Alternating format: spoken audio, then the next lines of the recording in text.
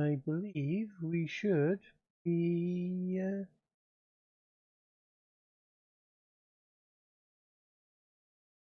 double check. We're live! Hurrah! It's alive! Huzzah. It's alive, I tell you! Alive! Right, yep, we're alive. Checks pulse. Checks pulse. Yep, definitely alive.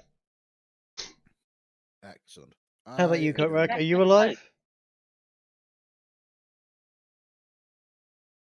Sorry, what? Oh no.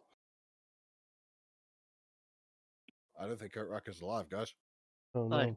I think that's I couldn't understand the question over the screeching from the other mic. Uh, I'm not referring to a have voice. you I mean, there was an decided- actual squeak. And no, I couldn't come up with a class that would fit in well with the party, so I'm just spectating for now. hey, would you like us to try and raise you? No. No? Okay. In that case, we are going to be mourning our dead friend. Very sad.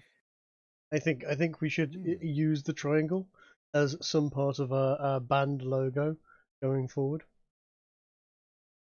How many triangles did you Well, I don't know, perhaps put an eye in the middle of it or something. have? Didn't he have two triangles? I mean, we could put them on a We're a not card. having one triangle facing up and one triangle facing down. No. It's not Take that on the kind of a band.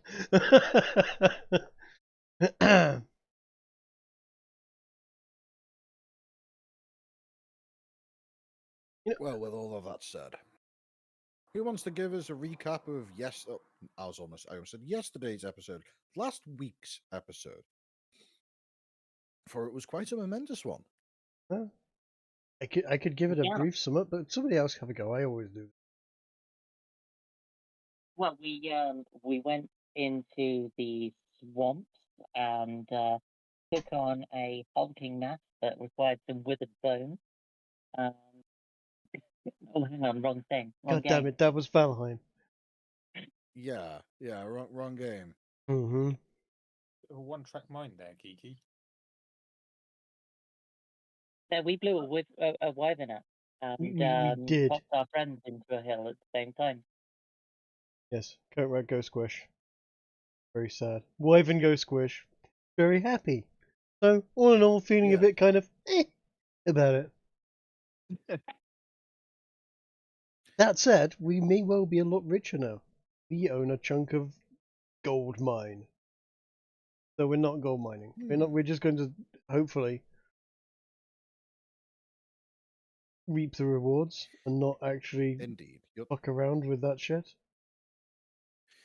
Indeed, I believe your party has managed to negotiate yourself a 6% cut of all profits that come from the mine from here on out.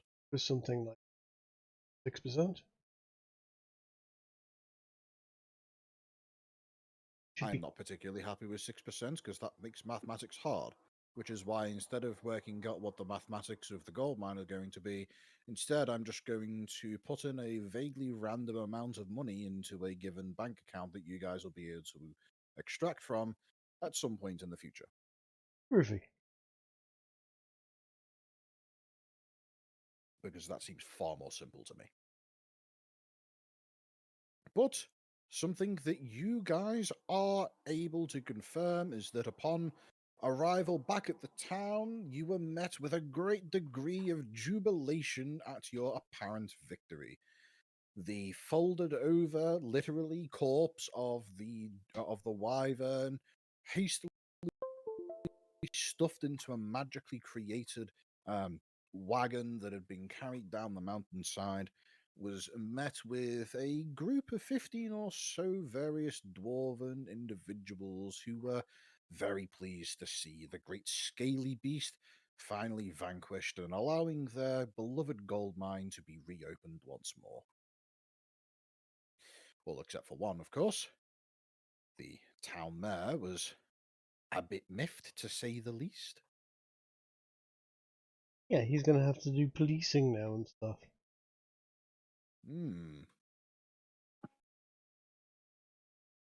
And rightly so.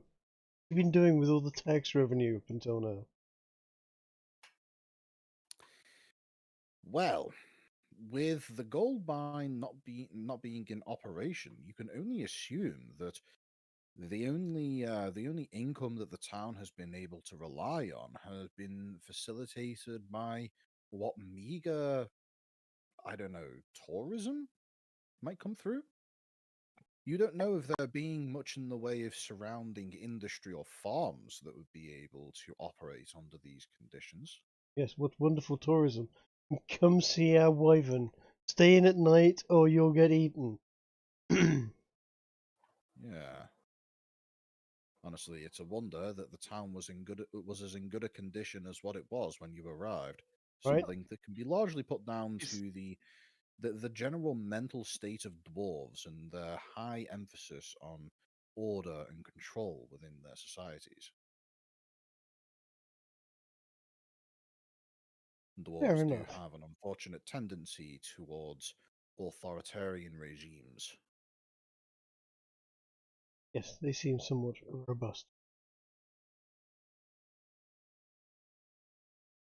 on that front. But with all that said,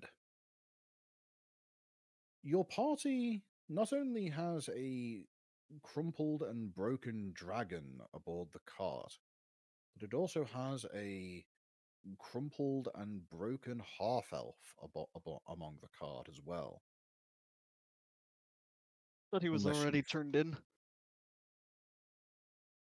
No, the when you arrived back at the town, the local cleric was given warning that they would need to prepare for a resurrection, and as a result, she went running off towards the local church, or what you presume was a local church, in order to make the preparations for a resurrection. The body, however, is still in the possession of the party. Yep. And I also handed the mayor a single bit of claw during her handshake Hmm. when he welcomed us back from it. Which was at least 50% veiled threat, or symbolic threat. Mhm. Bobby's getting a bit dark in it. So, I'm going to presume that the very first thing you do is bring the body of Essig over to the local church for either resurrection or quite possibly final rites and burial. Indeed. Can we get someone in to do like a speak with dead so that we can ask him like a few final questions? Where do you want to be buried? What are your final wishes? You know, that sort of thing. Why didn't you use that ring, you dude? Etc. Yes. Well, why don't we just have the party turn up at the local church and we'll go through all of that now? The chapel is a somewhat I wouldn't say it's simple, but it's not overly extravagant either. You can tell that this is definitely a town that at some point had a decent amount of money flowing through it, given the structure is that of similar to what you would expect of a cathedral, only on a much smaller scale. The intricate stonework is definitely there. It's just clear from the size of the place that they don't expect more than 100 people in the building at any given time. Um, I would ask that all party members present who can give me a religion check. Legion That's the one. check. Do it with the god. Do it with the temple, please. I was going to say Cardgar gets advantage on this, but clearly he doesn't need it. I just know everything religion at the moment. Yeah, apparently. I'm not bad either. I'm wondering if they can, sort out this rash. Not again. Well, Just keeps flaring back up. What can I say? Well, if I remember rightly, the priest here is female, aren't they? So they're less likely to sympathise with your claims and more likely to give you more viruses.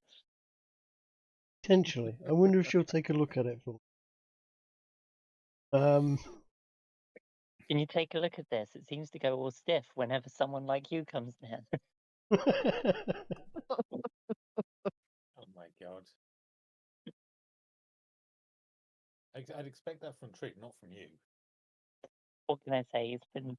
I'm not saying it like that. No. so Bad influence.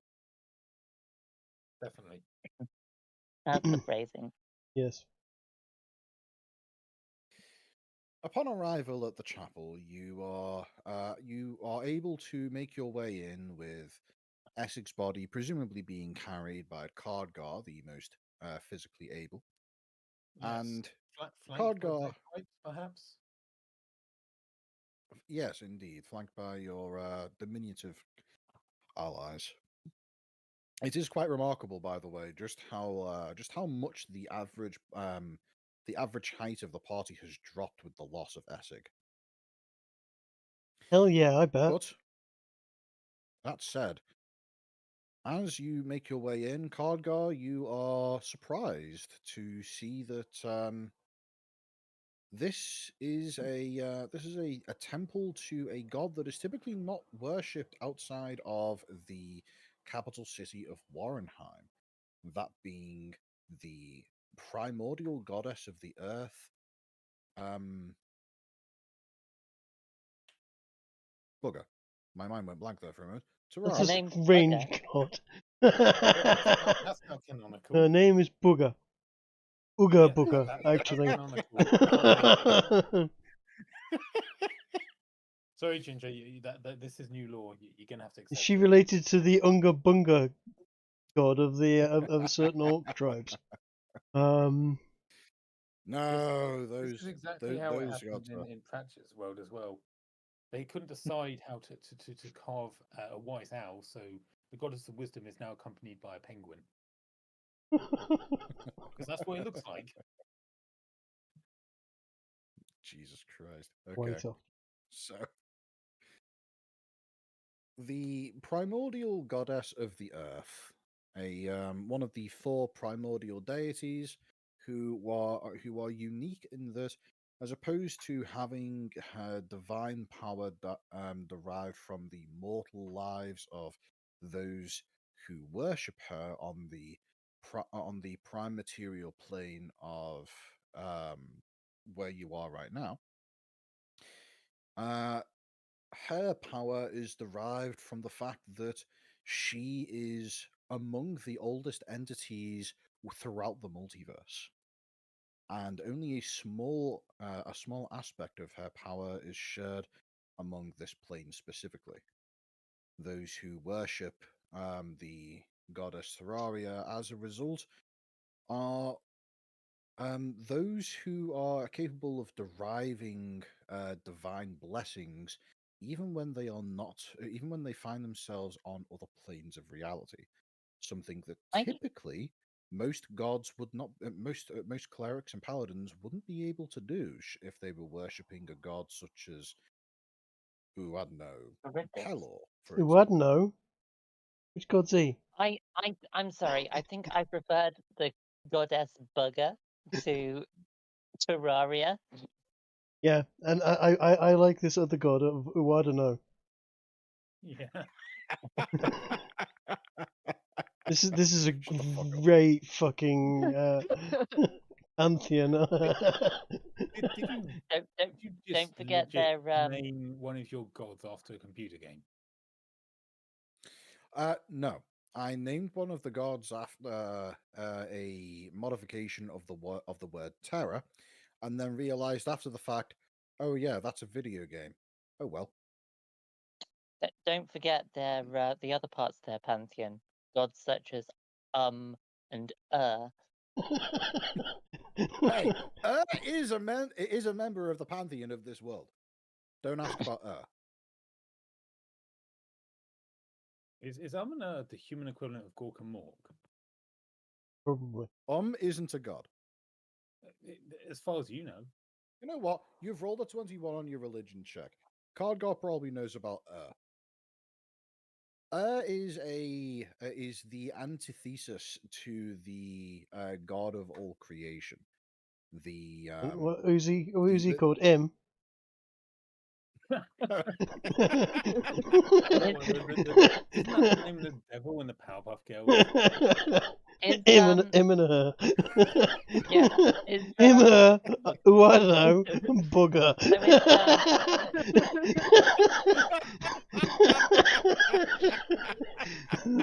So is as a god the spiritual representation of disgust? Oh, you're not as far off as what you might expect. The first god to ever come Yes, the about creator. was the first god to ever come about, the grand creator, is known as Arcanus. Arcanus literally is everything. It was from the springing forth of his existence that allowed everything else to come into being, including the primordial gods of Terraria and the ones whose names escape me because god fucking damn it, you guys in your bullshit. Is that of your your knowledge pantheon, being the from ones whose thinking. names escape me? Yes. No. His pantheon's called God fucking damn it. You need to pay attention, Kiki. I'm sorry, these are. But yes. This is great lore. Is an unconfirmed god that is believed to only exist as a manifestation of the minds of the denizens of the prime material plane, and effectively is a counterpart to Arcanus that is thought to be as old as Arcanus, or alternatively be the newest of the gods, depending on your interpretation and belief. And as of right now, there are believed to be no clerics of but it is also believed that it is not impossible for that to be the case. Effectively, to worship would be roughly the equivalent of worshipping the shadow cast by the shadow of. To worship would be the equivalent to worship the shadow cast by a statue. I'm sure there are You're lots not of worshipping. clerics, actually. I mean, people come into the priesthood all the time, get in there because they can't afford to live elsewhere. And someone goes, "So what god do you represent?" And they go, It's a terrible joke. Yeah. These have all been true, terrible though. jokes. You think these are jokes, Ginger? This is new canon. Yes, this is canon. This is canon in one place and one place only. This is- That is in the heads of the people making these terrible jokes. This is halfling canon. This is what happens when halflings get out into the. You know what? Sure. If this is information that you're going to say that the halflings who have gone exploring throughout the world have brought back from the weird tall people lands, Yep. sure. You go ahead and just royally fuck up the understanding of theology throughout the halfling lands. Absolutely. Hundreds of years of understanding erased at a single stroke of a pen. I just like I the say idea improved, of you but guys going back to the Shire and say, yeah, no, they have this god. They can't stop saying his name all the time. there's there's bugger. I don't know. Rather, there's booger. And the grand creator in. Him.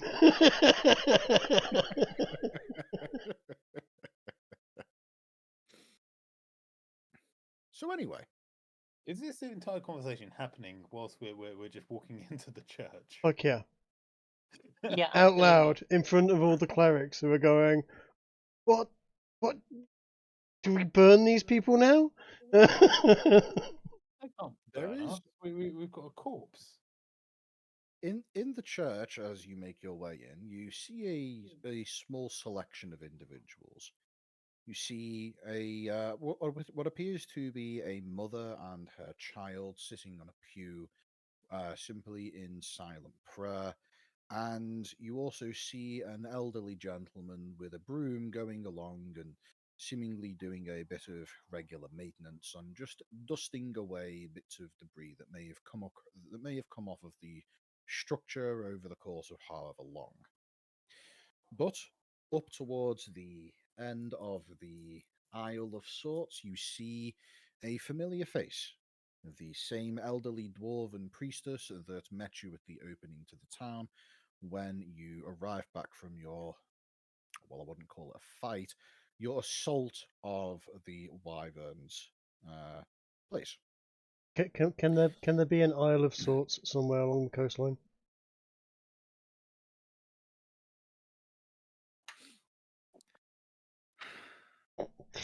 What? There already is. Excellent. So, Right. upon arriving, you see this small selection of individuals, these 4 different people. It's A because they're dwarven dwarves. man, A short joke. yes, dwarven man brushing up debris, a mother and child, and the elderly priestess. And it doesn't take too long for said priestess to notice your arrival and make her way over to you and say, the preparations have been complete for the resurrection. Fantastic. If you would bring the body over this way.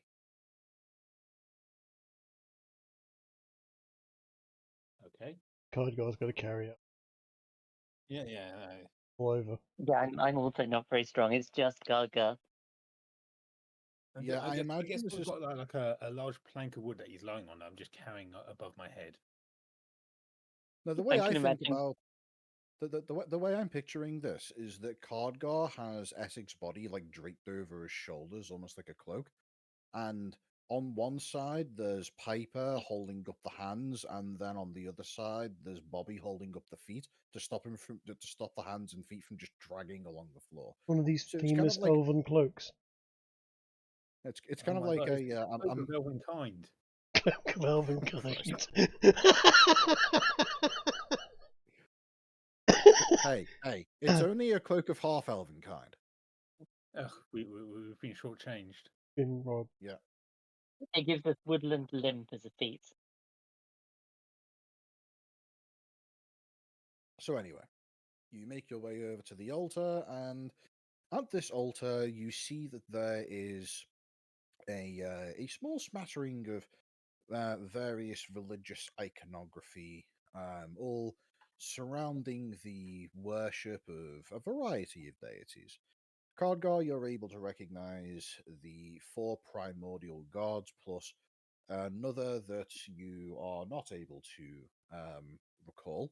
And Piper, your roll of a 16, that gives you the ability to be able to recognize the religious iconography behind specifically the goddess Zephyrus, who is the god The of windy bit. primordial air. Yeah. Yeah. We've written songs about all of this, like.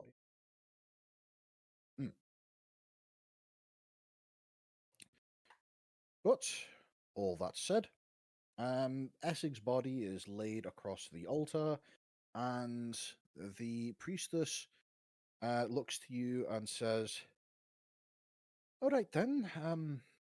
This will take an hour to complete. Um, I do ask that either you provide the required coin ahead of time, or alternatively, you can leave him here with me, and I will provide him his last rites, and he will be buried within the church grounds."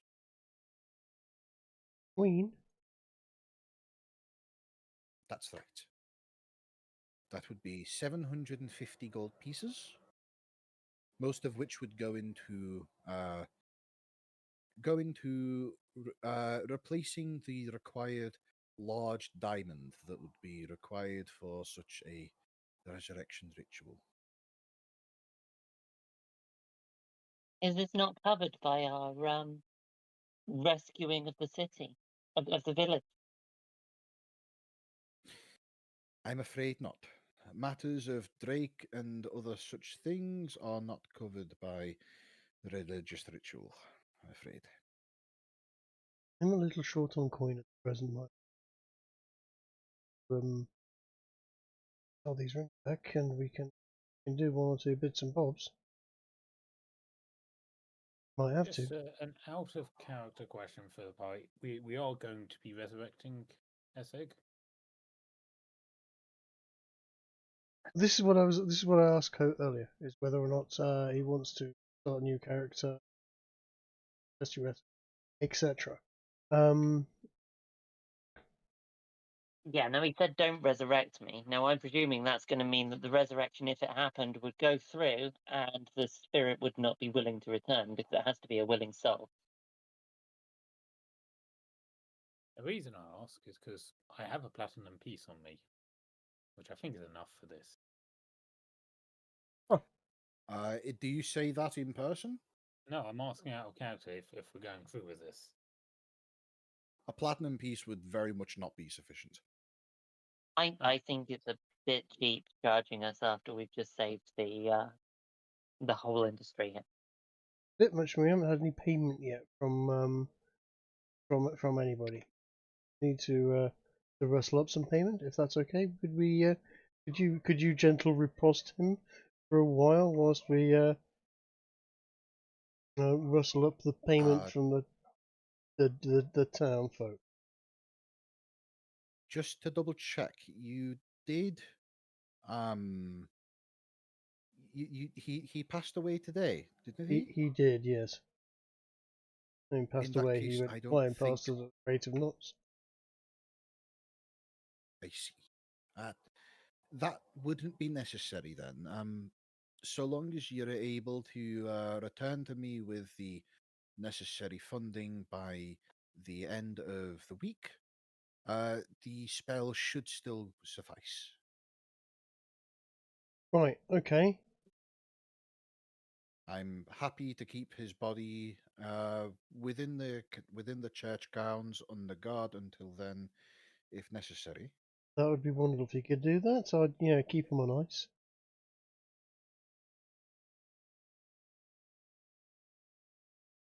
Don't worry, we have such things for those measures. Can we talk to him?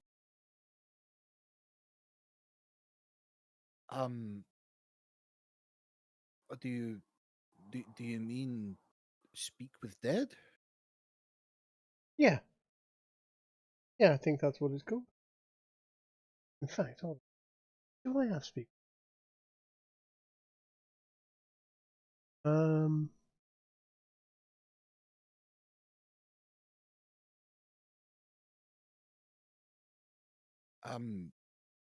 I can cast that spell on your behalf, but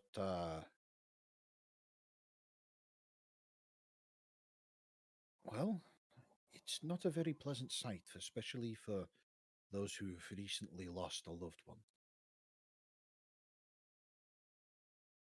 I am presuming that you all loved your friend dearly. I mean, he's a mate and everything. I mean, loves a bit. No, I didn't. Piper, did you? I mean, he kind of just jumped on our boat and was there for a while. It was He's a good lad and everything. A bit weird from time to time, but yeah, sure. Yeah, we'll have a chat with him. Okay. If you would like me to cast the spell, then all I ask is that you provide a small donation to the church on your way out, Certainly. and I shall. He's not going to feel raise any the pain, ability. is he, whilst we do this? So I don't want to wake up and go, oh, the pain, ow, ow, this fucking hurts. Why haven't you raised me, you bastard? Excuse my worship. No, Good. We No, daren't speak your god's name in vain. the spell Speak with Dead, it doesn't actually connect with the soul directly. It reconstructs the memories that remain within the remains of the body. Your friend, if he were to be resurrected after the fact, would actually have no memory of you having requested that I cast Speak with Dead. Really? Well, guys, we could ask him where he hides all of his cool stuff. Yeah, that's what I was thinking. Where do you keep your change? Can I have your shoes, etc. I don't know what I At want with this these point, shoes. you They're far see too big. At this point, you see the priestess put her hand to her head as if to say, "Oh, not again." But she begins preparing to cast a spell, and as she does, she says, "If you're sure, then I shall go ahead and cast it now." Wait. What are the restrictions on these questions? Can we ask like anything? Does it have to be a yes or no, or You can ask anything of your friend, so long as you believe your friend would answer, knowing that you are their friend. If at any point you consider your friend to have turned against you, then expect to be speaking with your friend in that state. Whatever your friend considered the lot of you to be before his passing, expect relevant answers. so if we ask him like what his deepest, darkest secret is that he wouldn't tell anyone, would he tell us? Unless he was already willing to tell that kind of secret to you, I would suspect not. Anyway, she rubs her hands together and a kind of earthy, orangey, mystical magic begins to suffuse the surrounding area, and this aura begins to widen and broaden before suddenly stopping and rushing down, filling into Essig's lungs, flowing in through his mouth and nose. And as this happens, you see his chest cavity expand as if his lungs become filled with air. And a moment later, you see his eyes open, glowing with this same soft orange energy as his head turns towards the caster of the spell. And she says, "Any questions must go through me."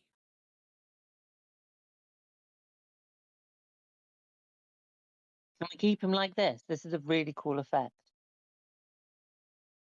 I mean, you know what? I'm I going to make a mental note of this effect because we could use it as an illusion, maybe.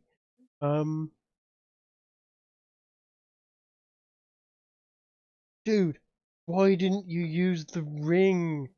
Do you remember? Right? Do you remember what happened to you? Okay, you only get 5 questions. You need to make sure that you are telling me what the correct wording of the question is. He can see you, but he effectively cannot hear you. Okay. Right. Quick huddle conversation, guys. 5 questions. We need to know why he didn't use the ring. Why didn't you use the ring? Is Do that you the want first this? question? Guard. Ez, are you there, dude? Are you chipping in? I just don't have anything to add. Okay.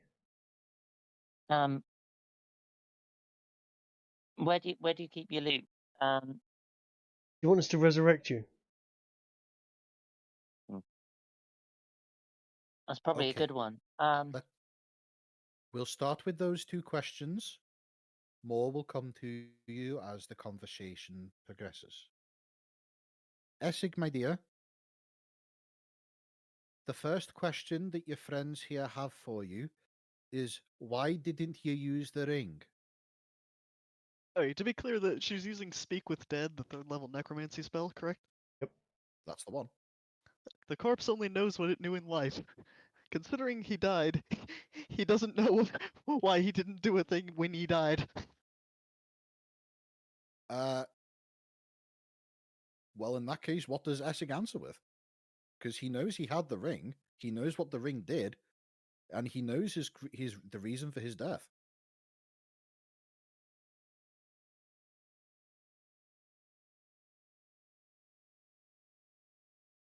He doesn't answer. In that case, she just looks towards your party and says, Needs to. this is... Sorry. The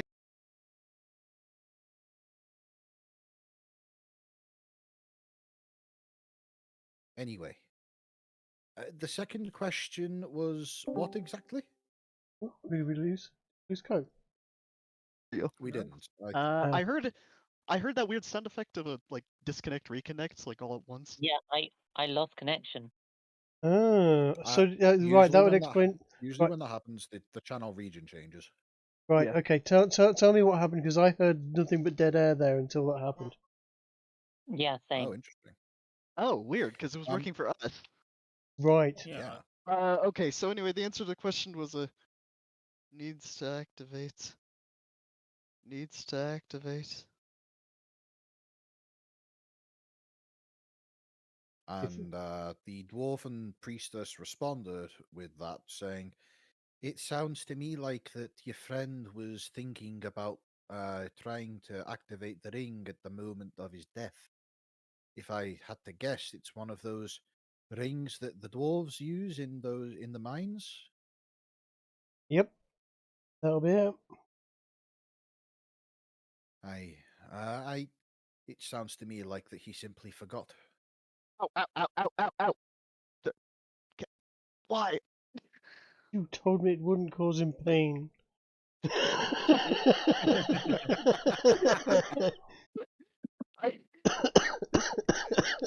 My cat is way too large to perch himself on my shoulder like this. Oh dear.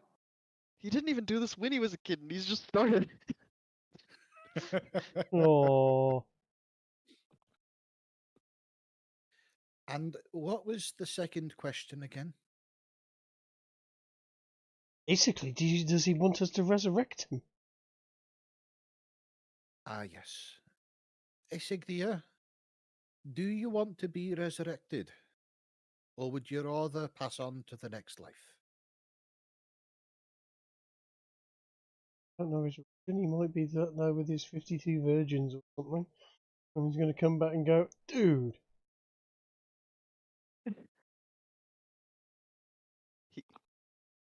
The corpse looks confused at this question.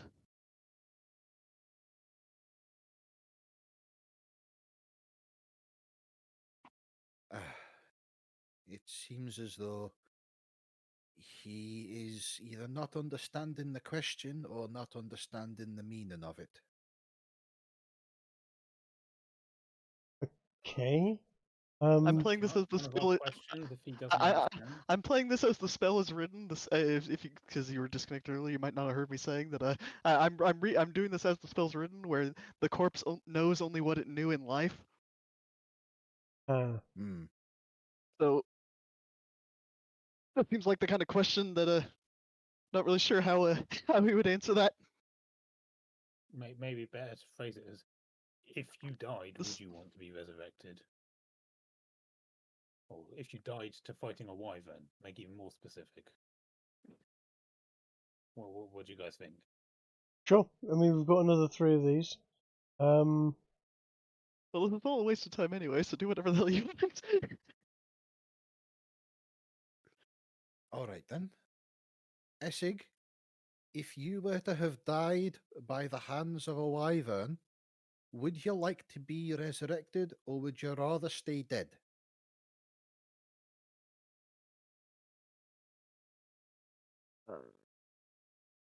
Guess I'd live.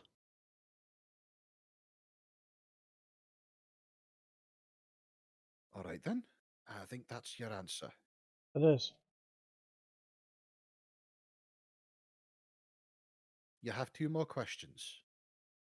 Guys, right. We want to know something deep personal of his so that we can rib him about it. and do things deeply personal. You know. We don't even know where he's from, so there's a lot to guess here. Right. Exactly. So pick one. My I've friends, got you the best do one. have to Right. bear in mind. Out of the band, who's your favourite?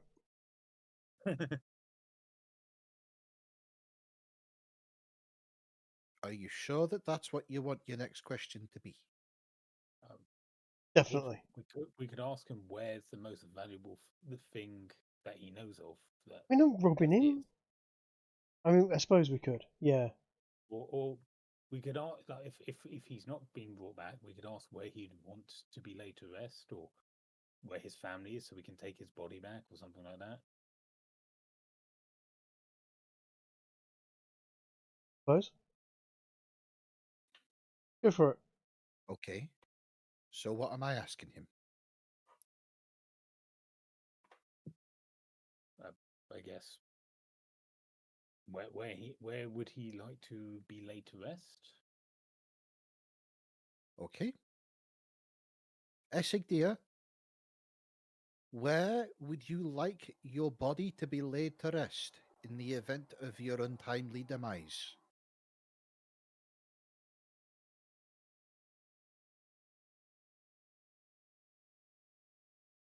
Don't care.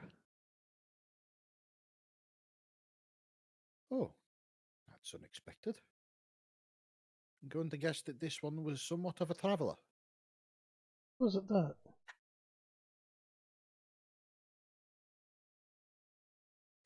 I usually find that these types are most amenable to a burial at sea. Yeah, we could come in a river. That's not what I said.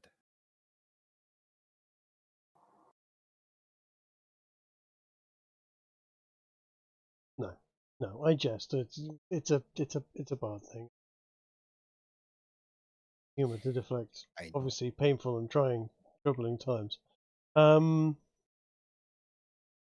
That Don't and worry, actually a bunch I'm of dead. familiar. Now, I will warn you, the duration of the spell only lasts about 10 minutes, and I feel as though we're coming up to that. Okay, one last one. What have you got? Piper, you got anything to ask him?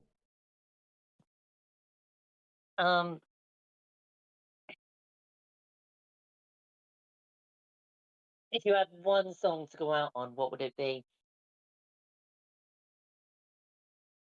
I do have a suggestion. Typically, a good question to ask of somebody who's recently been lost is, what would your final wish be? Oh, that's a good one. Yeah. Yeah, that's a very good one. Oh, I guess so. Yeah, let's go with that. Okay, if you're all sure. Essig dear, if you were to have died, what would your final wish be? Not to have died. At that point, you see the woman crack a smile and she says, It's not often that we get that, but it's happened occasionally. And with those final words, you see the last remnants of this orange, glowing, dusty air escape Essig's lungs, out through the mouth and nose, and his eyes close once more. And she says, All right, that is the end of that. If you would like to see the effects of that spell cast again, it will need to be saved for at least 10 days from now. Fair enough. Oh, by then we might have resurrected him. Indeed. Thankfully, the ability to speak with the dead does not interfere with resurrection rituals. Awesome. Right, let's go get some money, guys. Because I'm fairly sure someone wants to buy us a drink. All of the wyverns. Okay. I understand that you lot have some plans to make some money from the local townsfolk selling trophies from your kill. I wish you the best of luck in raising the necessary gold to be able to bring your friend back to life. Smashing. May the mother's hands guide your way. Indeed. Thank you. And yours. That's appropriate. She nods, and then she nods towards a small silver bowl that you recognize from the last church that you were in. Oh yeah. These are those magic singing bowls, aren't they? They are. When Also, were we last in a church? I was getting my rash sorted out Oh, Mhm. preemptively. That is. Yeah, there was no rash actually.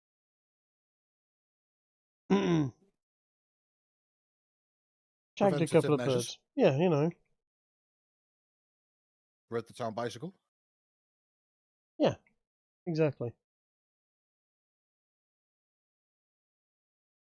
So, with that, how much money do you drop in the bowl, if any? Oh, I'm going to drop 10 gold coins in there. yeah, I'll Right, do so. the same. I'm actually really poor. I'll drop a gold in. Well, with 21 gold pieces dropped into the bowl, you, as with last time, you hear it Oh, ring out with a considerable amount of noise from the great amount of contributions that you just dropped in, and I'm the the old dwarven man with the broom nods respectfully in your direction, and the woman shouts a thank you after you. I'm too poor. I've only got 22 silver and 10 copper. Oh no, that's 10 silvers of gold, isn't it? Uh-huh. Damn, you really are poor, huh? Yeah, yeah, Yeah, but you spent all your money on your tiny hut thing. Mm-hmm. The rest of it Hmm. went on that ring. I mean, I'm down to Very useful, 240. that. Yeah, it is. Extremely. So, where are you guys headed first? Well, we've got the shopkeep. We can return the wand of not dying to poison that she's. What if it wasn't? Yep, she even said that she'd be willing to buy it back off you even if it was used. Yep. And then we've got the dude that would buy back the rings as well. And yeah, Which again weren't used. indeed. And if Speaking one of, should have been. did you take that ring off of Essig's finger? Pretty certain we would have done, yeah. In fact, if we haven't, I'm going to run back in and go, oh, hold on a second. Yoink. You bastard. Yeah, Yeah, I'm going to need this to pay some bills.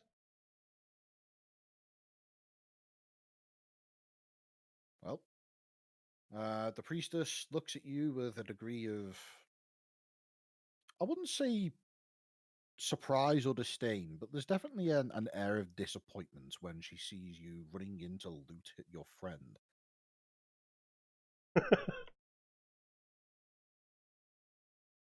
We were only borrowing these, though. They had to be returned if they weren't used. You needn't need. You have no need to explain yourself to me. Then why were you looking all disapproving?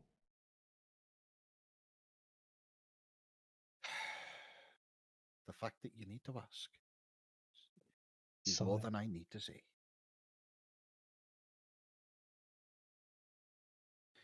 You said you have some bills to pay. Perhaps you need to go? Yeah. Yeah. Okay. I'll bugger off then. See you in a bit. Ta-ta. Farewell. Right. Run back to the party. Got it.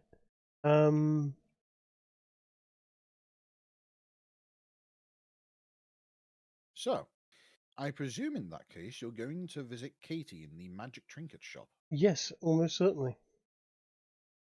Righto.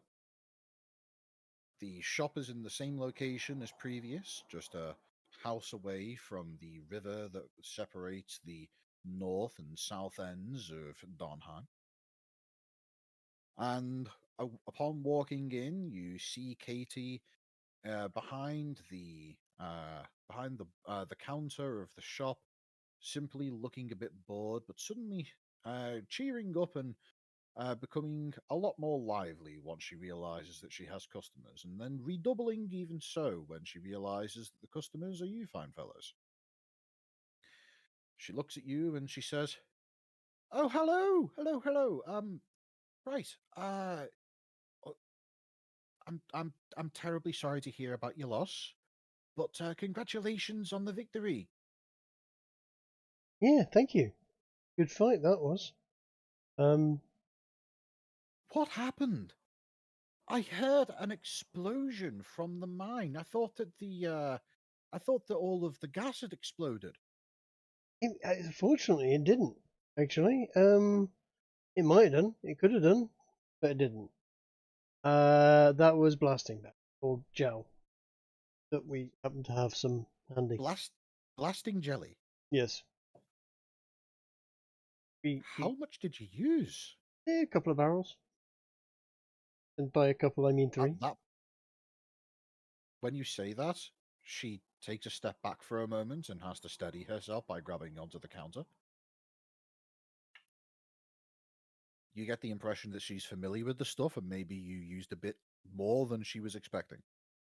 Mm-hmm. And she then says, "You used 3 barrels full. Yeah. How did you even get that?" Well, you see, we ran into some when we were in Varpak, and we Brought it with her. appropriated it. Thought it'd be useful. Yeah. It seems it was. Well, clearly you were right, but um, don't you know that's a controlled substance? Yeah. Do you have a license? I don't think the people we took it off did, to be fair. No. That'd be why we had Okay. to leave Varpak fairly suddenly. Not that Yeah, they I didn't think find we the had. blasting. Yeah. I think we put it to far better use than whatever criminal enterprise those people were up to. Yes. Definitely. Well, that's good to hear. That's good to hear.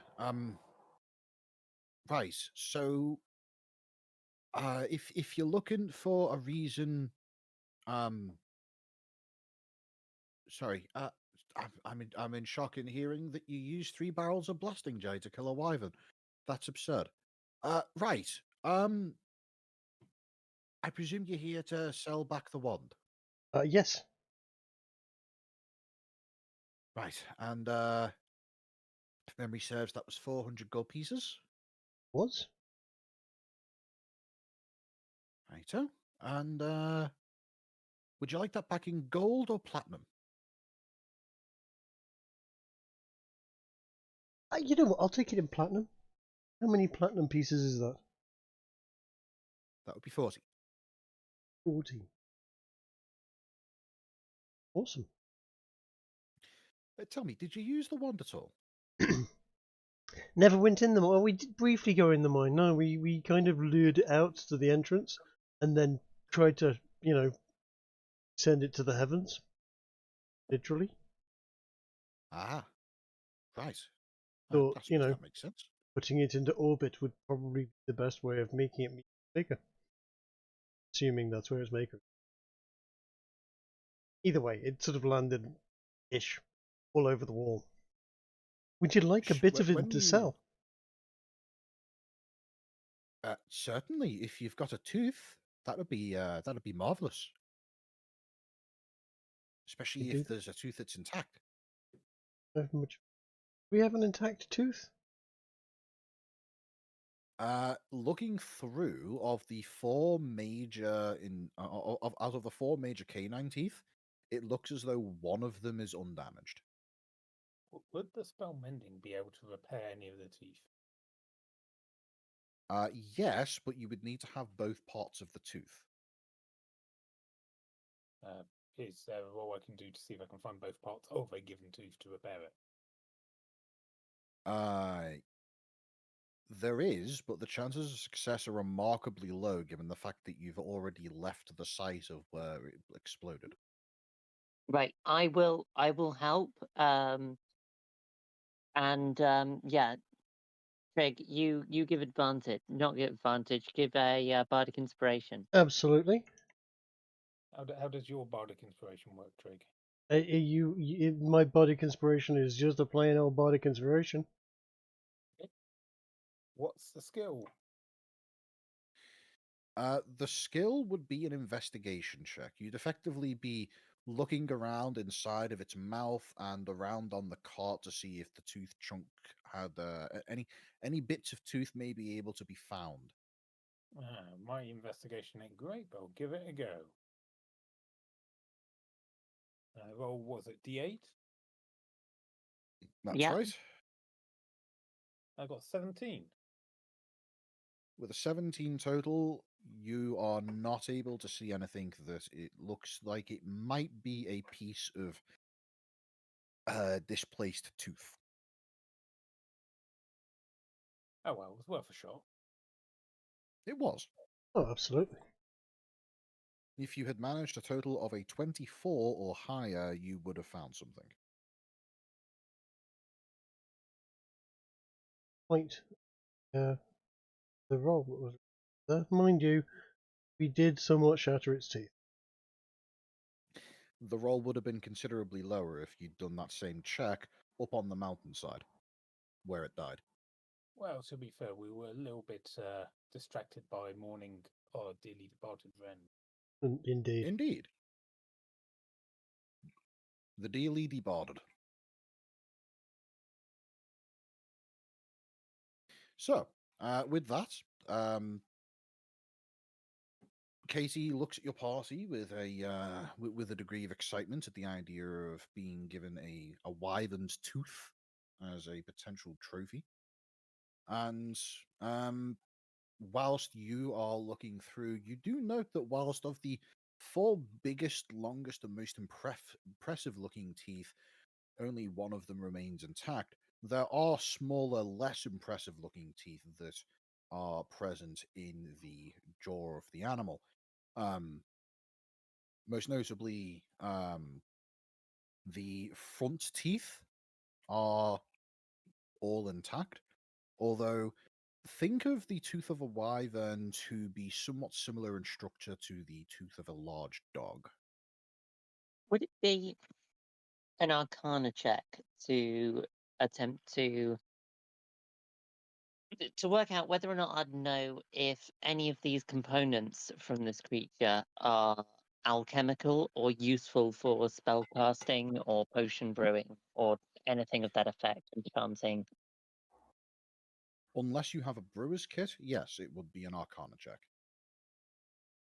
I mean, I have a bruise kit. Would you yeah. like me to take this roll? Yeah, again, I'll give advantage. I'll give assistance if I can. You certainly can give assistance. Oh God, That's atrocious. yes. And with the assistance, you gain advantage, which means you end up with an 8. Roll a bardic inspiration on there as well, you may as well. Yeah. I'm just gonna roll a 1.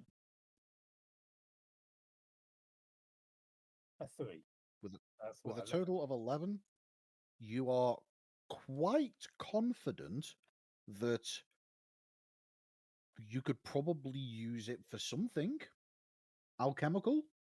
Maybe? You were able to recognize that the Wyvern has some degree of elemental affinity towards fire, and the fact that they have a large stinger in their tail's barbs. Outside of that, no, you're not really sure. Maybe the most useful alchemical components would be found in the salivary glands. Maybe it'd be the ground up tooth. You just don't know. Greg, weren't you talking about making a rapier out of its stinger? I could make a rapier out of this. Actually, that's a good point. Is there anything there that could? I was looking for a rapier, an interesting one of some sort of decent quality. Would the stinger be the worthy rapier? It Thing? absolutely would be. Ooh. The barbs on the stinger of a wyvern are numerous and of varying lengths, and you could make yourself a rapier that could potentially be rather long and nasty if necessary. It would certainly be sharp, and it would also have a very good degree of lightweightness and length to it. Though, if you wanted to preserve the poisoning capabilities, you'd probably be better off taking it to somewhat of a specialist. I think so too. And you suspect that Casey is not a specialist. No, but I am going to ask her opinion on it. She will say that it would not be the first time that she has heard such an item being created from a wyvern stinger. Although she will also say that typically these things are used in the creation of extra large arrows to be fired at especially large creatures for the purposes of bringing down very, very hard hitting prey. Things like, say for example, if you were hunting a kraken, you would use a wyvern's barb as a harpoon, for example. Oh, okay. Well, we're not particularly big folk, so a rapier is, meat skewer for some people. But, Mm. okay. What Do you about happen to know? scales? Sorry, what? About the What about the scales? scales? Yeah, if I were looking at making like a jacket out of the scales, do you know where I'd go for that? I mean, or if it'd even be, would it be like any special properties, do you reckon? Or do you reckon it just look really shiny? If you're asking Katie about it specifically, she will tell you that the farming of wyverns and the creation of materials from the hide is a particular specialty of the people of Nordshire up the river. And that Oh, if you wanted to have something like that prepared, you'd be better off taking the raw materials up towards them. She informs you that the wyverns that are bred for the purposes of creating the wyvern riders, the most one of the most valued and elite groups of the Stradivarian military, they get their wyverns from the farms up in Nordshire. I think we've got a plan. Yeah, I reckon we sell our trophies and then we get a boat up to Nordshire. How would we go about preserving this thing so that it wouldn't, go funny while we're taking it up there? I have to step away for a little bit. Cool. Right, so. Katie recommends that you speak to a leather tanner. Generally speaking, she isn't familiar with that, but she does know that there's somebody that would be able to help you out with that to the north end of the town. Does he have a name? I'm sure he does, but the DM hasn't figured one out yet. Oh, damn, you're Um, we call him Jack. Tanner Tom. So See, that's a human name. This is probably a dwarf. Okay, But anyway, Jeff with a that's D. that's not something that that I think will be needed to roleplay through. So let's just say if you want to get the materials of this particular wyvern preserved, you can, but you would need to leave them with that tannery for at least 24 hours for the preparation work to be sorted through. Oh, that's fine. So when we get to that tannery, the first thing we're asking is what his name is, right, guys? Absolutely. Oh, It would be wrong and impolite to introduce ourselves in any other way. Hmm. Of course, of course. So you figured out what you're doing with the barbs. Presumably, you're just going to be cutting them off, putting them into the bag of holding, and then taking them off to a specialist of some kind for being turned into a rapier. I would say as best we can, we'll dig them out rather than cutting them off. There's bound to be a fair amount of root there. That might be important. Right. Yep. Get How as much. much? How much is she giving us for the tooth? Well, if you ask her that directly, she would be surprised, and she would give a look of surprise and say, "Oh, I thought this was a gift." Right. If I'm paying you for it, I don't know. Can I get the big one? Oh, absolutely. Right then. I'll give you 80 for it. What do you reckon, guys? Well, we've got to come up with 700 to get Essig back on his feet. do we have any idea how much the wyvern tooth is worth? None Is there like an whatsoever. appraise skill in this game? What would be a suitable appraise, Ginge? Maybe insight? That'd probably be a nature check, given the fact that you're looking to gain information on a creature. Right. Okay. I don't mind making this. I'm not I will gonna roll. let. I'm not gonna let Ez roll it. No, not this time. I've only got a +2 in nature anyway. Well, I've only got a +1, but I don't trust your rolling at the moment. Look, I'm staying true to form for this campaign, but I Have I will got? assist you. Have I got inspiration on this as well, Trey? Yeah, why not? I've only got one more left. But you can have my bardic inspiration. Yeah. We haven't had haven't had a rest since the fight, have we? Right. I'm No, gonna you I'm haven't. gonna Yeah. I'm gonna Give lucky it that that. D8. There we go. Aha! 17. That's a damn sight better. Roll your 17, and then yeah, 1d8. yep. I'm just. Can someone roll the D? Trig, roll the D8 for me. I'm on a phone and it won't let me. Ah, Make it good.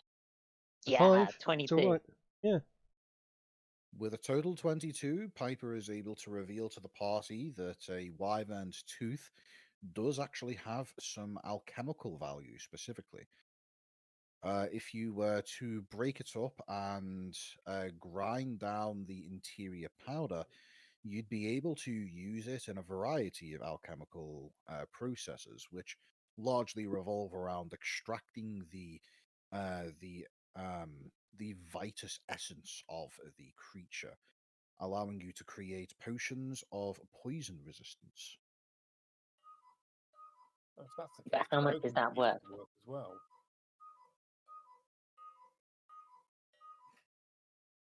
But yeah, how much is that tooth worth, Ginge? The big one, you'd guess it's probably worth about 100 if you were to sell to the right people. You know what? I don't mind selling that for 80, especially to one of the townsfolk who is keeping it as a record of. Yeah. This was the thing that, yeah. What is noteworthy is that for the purposes of being a trophy, the biggest tooth is the most valuable. For the purposes of being an alchemical ingredient, each tooth is worth about 80 to 100, purely based on the weight of the tooth. So the Now- smaller teeth would also be worth just about only a little bit less than the biggest teeth. Now, if I remember rightly, the let's make sure we remove it carefully, because if I remember rightly, the bartender wanted the head for it and offered us. Didn't he offer us 1,000 for the head? He offers us He quite a offered you bit. 400. 400. How He many offered you teeth are in the head? let's say 32. You know, Oh God! Wow. we could replace the teeth with like wooden teeth instead. You know, for what he wants, it would have the same effect. I don't know. He probably wants the open jaw above the bar, looking menacing. I think I think a few cracked and broken teeth would look fine. So No, 32 teeth may be quite valuable as Yeah, that's The like minimum 1,200 gold. yeah.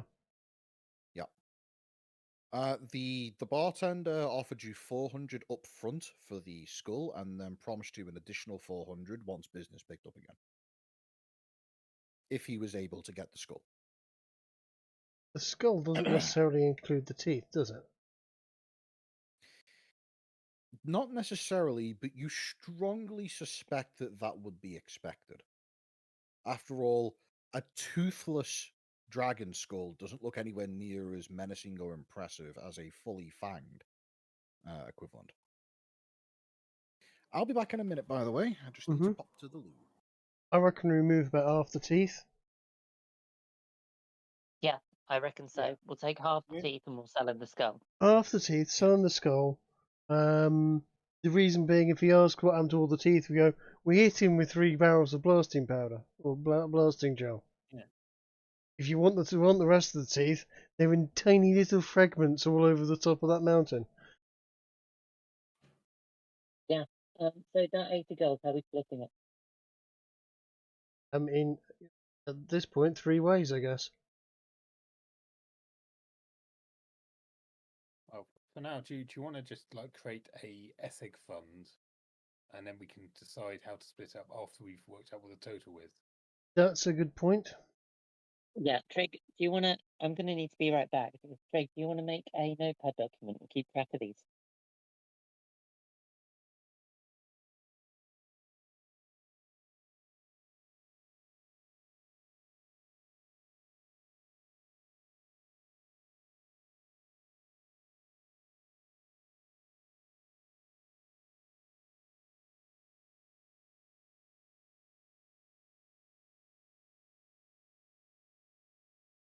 Yeah, we still have to do the whole explore the mountain for the fabled magical musical instruments. The don't we? magical musical, indeed, yes. I also think it might be worth talking to the mayor to get some sort of letter of recommendation or something in case we ever want to go to the capital city. You did suggest that before, didn't you? Hmm.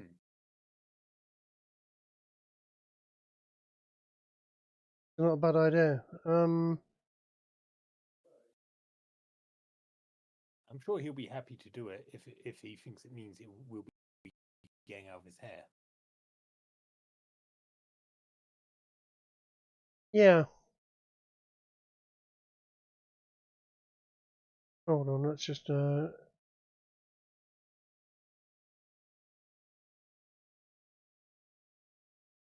I've got Essex Fund open. Right, I'm back. And sorry I was gone so long. I was bothering a cat.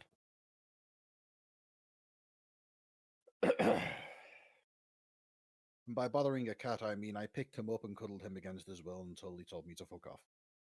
Oh, Fair enough. cat. I thought you said cast. Nah, no. Cass is in Germany right now.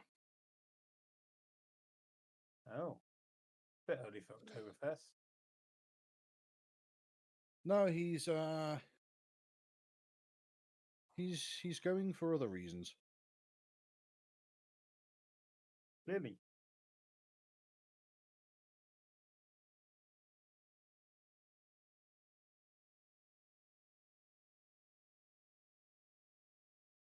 So I guess what we should do when Kiki gets back is what? Auction off the bits or go to Shire or Auction off the bits. Generally, do a whole bit of a fundraising thing. I can't remember. Did we put out flyers to have a little concert in this town or not when we got in? No, we didn't. We came in and had a bit of an impromptu sort of I wouldn't say shindig, exactly. But we made a lot of noise and told everyone how great we were. Maybe we could organise some sort of memorial gig. A memorial gig would seem apt.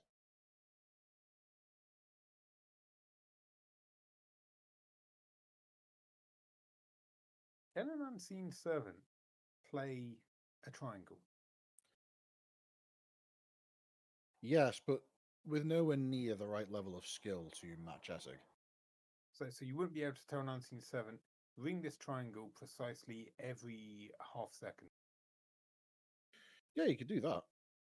So yeah, okay, so we could get it to do at least something.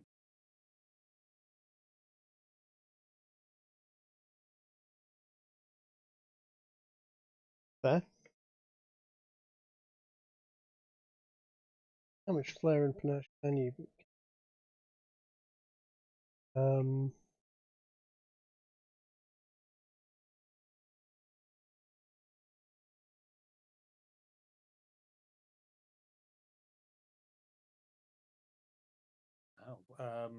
mean, that is the question. That is the question indeed. But certainly, okay. So an unseen servant, timing might be a bit off, but it'll do in a pinch. I don't know, would its timing be off if you told it precisely what timing to use? It wouldn't have that human timing or that elven timing that that Essig was able to. Good.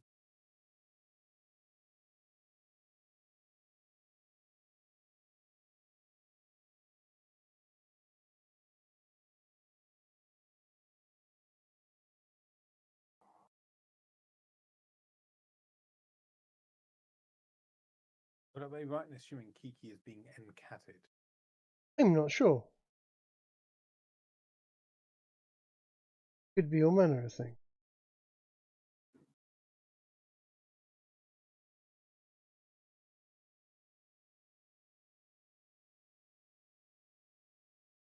I have noticed Discord has continued to be bugged out. Yeah? Yeah. Well, Kiki is in 2 servers at the same time, and when I was looking in the other server, whenever she spoke, it lit up in there as well. Oh, okay. Well, it properly did me last night. I left the server, and it moved me. Shut the actual app down, but it kept all the voice protocols open. So I had to come and go. Did you thought you were leaving? I was like, I have left. I'm gonna have to reboot the actual app just to actually leave. I don't know how they keep making it worse. Getting away. Like they had a perfectly fine app, and then they started adding microtransactions in. If you know what, that they could end up getting totally screwed by the EU. You know. Oh. Oh yeah, the EU is clamping down hard on microtransactions around things involved with computer games, especially anything that's aimed at a younger audience. Okay, that's It's I for once, it's one of the classic the worst people in the world have done something you agree with. Well, it'll get abused. It will, and they'll use it to find small companies out of existence, no doubt. But I mean, wasn't there one they ratified not long ago that led to a lot of forums getting shut down because of the risk of user-generated content? yeah, Yeah, it's exactly that kind of thing as well. But shall see how it plays out. It might work. Probably won't.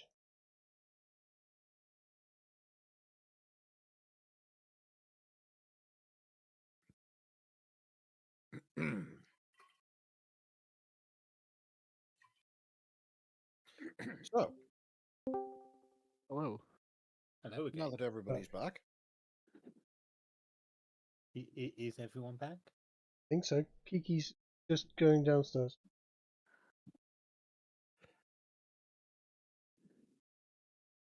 Sorry, alrighty don't then. down there. Get a duvet.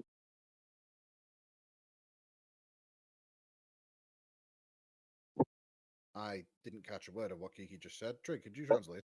He had to pop upstairs to get a duvet. Aha.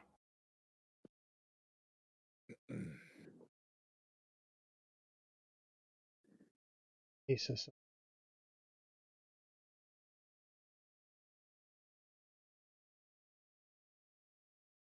Probably a good move.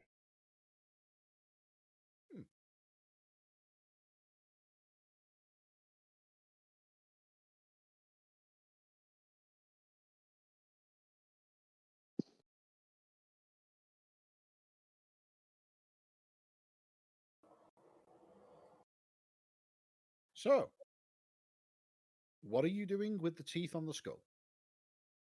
Well, I reckon we I said was we would probably take about half of them out. That way the skull will still look good and menacing. And if anybody asks where are the rest of the teeth, I ordered a skull with teeth. We can go. Well, they're all a good chunk of them are up on the mountainside. You're very welcome to go up there and pick for them, and also they're extremely valuable. Far more than your what you're So, offering. are you just picking them out randomly, like Yeah. pass over every second tooth? Oh, no, that's far too systematic. Literally randomly.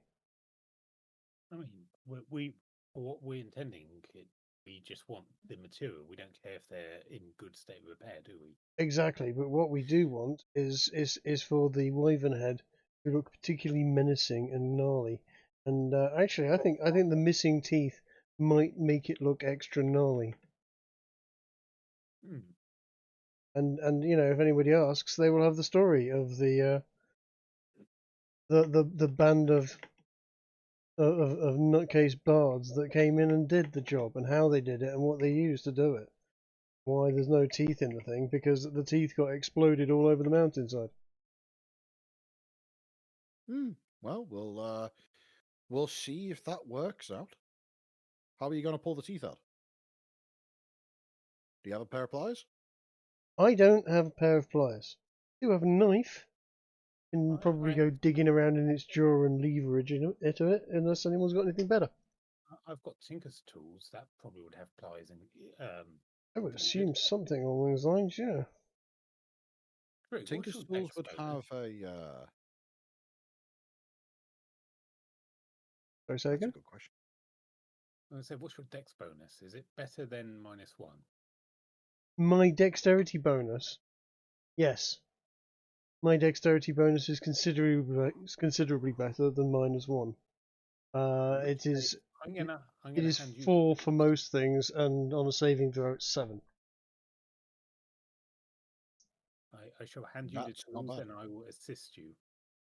Fair enough.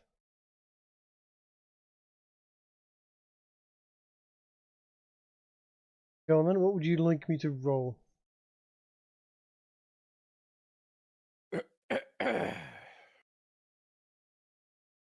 I would say this would be a general dexterity, unless you have something more specific.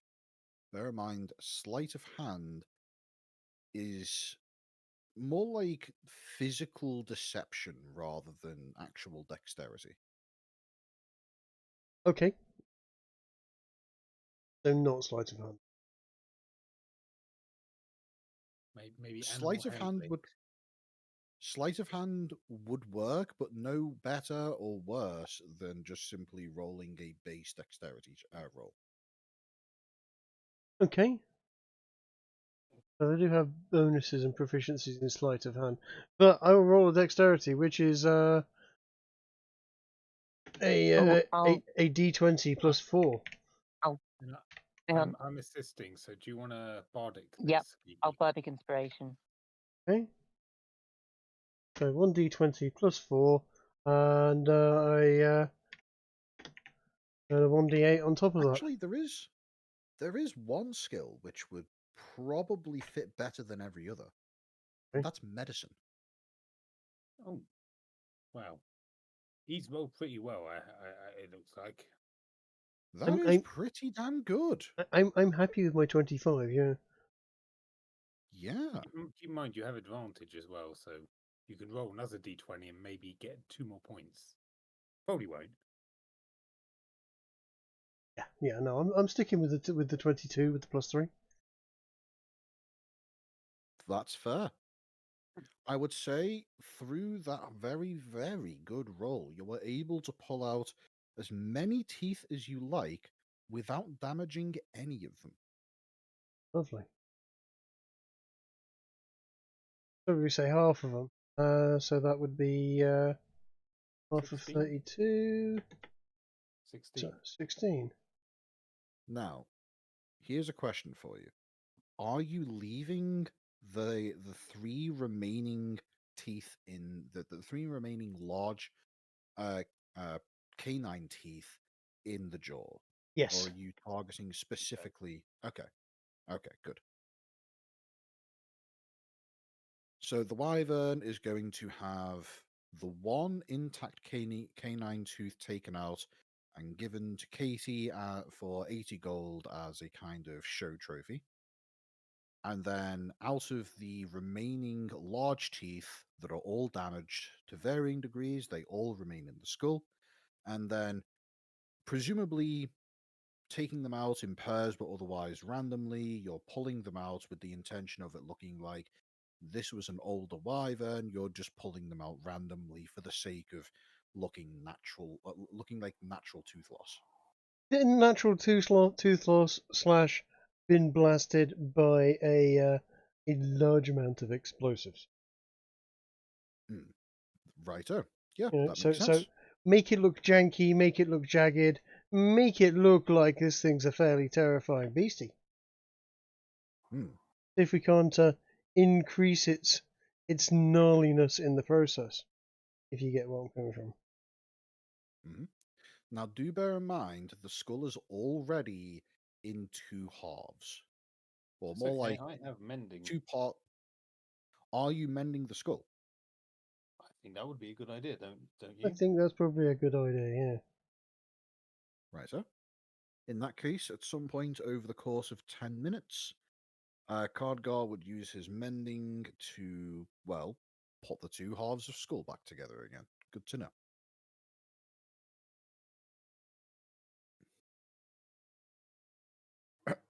Right, now that that's been worked out. Where is the next port of call for your party?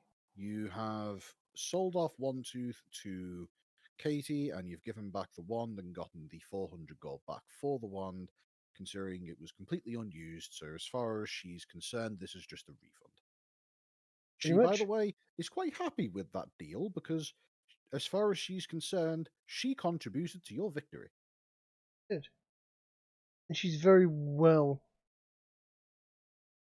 happy to. I would be very happy for her to tell that story as with that as part of the embellishment. I played Yeah, my part. Yeah, exactly. Good.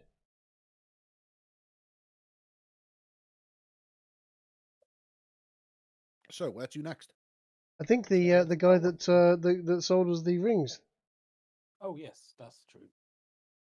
again, that was Okie dokie. a use or refund kind of situation, and nobody used them. Nobody used them, and you had four of them, and I believe it was 100 gold apiece. That's right. Yeah. Yeah, I'm So keeping mine. I've been thinking of keeping mine as well because it can absorb any element, and then it has it, and you can use it. indeed. It does. Okay, in that case, we're Bear in going to. mind, with those rings, you only get to absorb an attack once. The higher the value of the attack that it absorbs, the better the quality of the ring afterwards. So Okay. if you were to, for example, stack 3 blasting jelly barrels on top of each other, set them all off, and absorb it from point blank range, you'd end up with a thunderstone ring of exceptional quality. If, however, you were to have somebody cast Shatter on you and you absorb that, it would be much less impressive. Fair enough. Worth knowing. I don't think we should set up a situation just in case it goes wrong, but if we find ourselves in a, oh shit, we just been turned to jelly, hey, I have ring. Yes, I think that's a great Yeah. idea. I think we will, in that case, refund the one that wasn't used. So you refund Essig's ring, Yep. and you get the 100 gold back for it. Yep. And that goes Okay. into the Essig Resurrection Fund.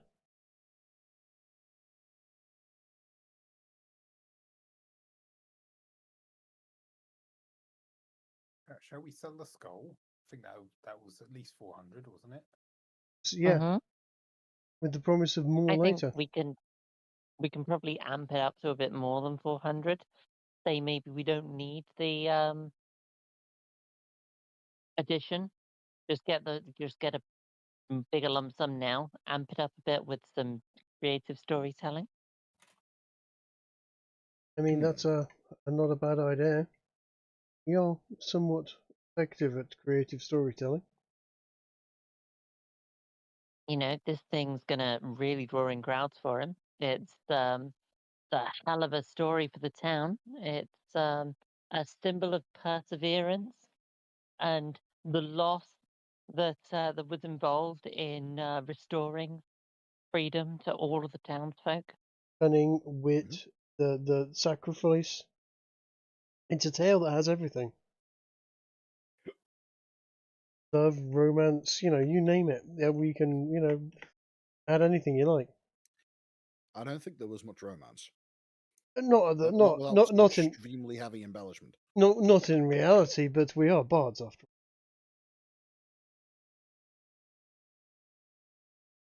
We can always find a way of adding some romance.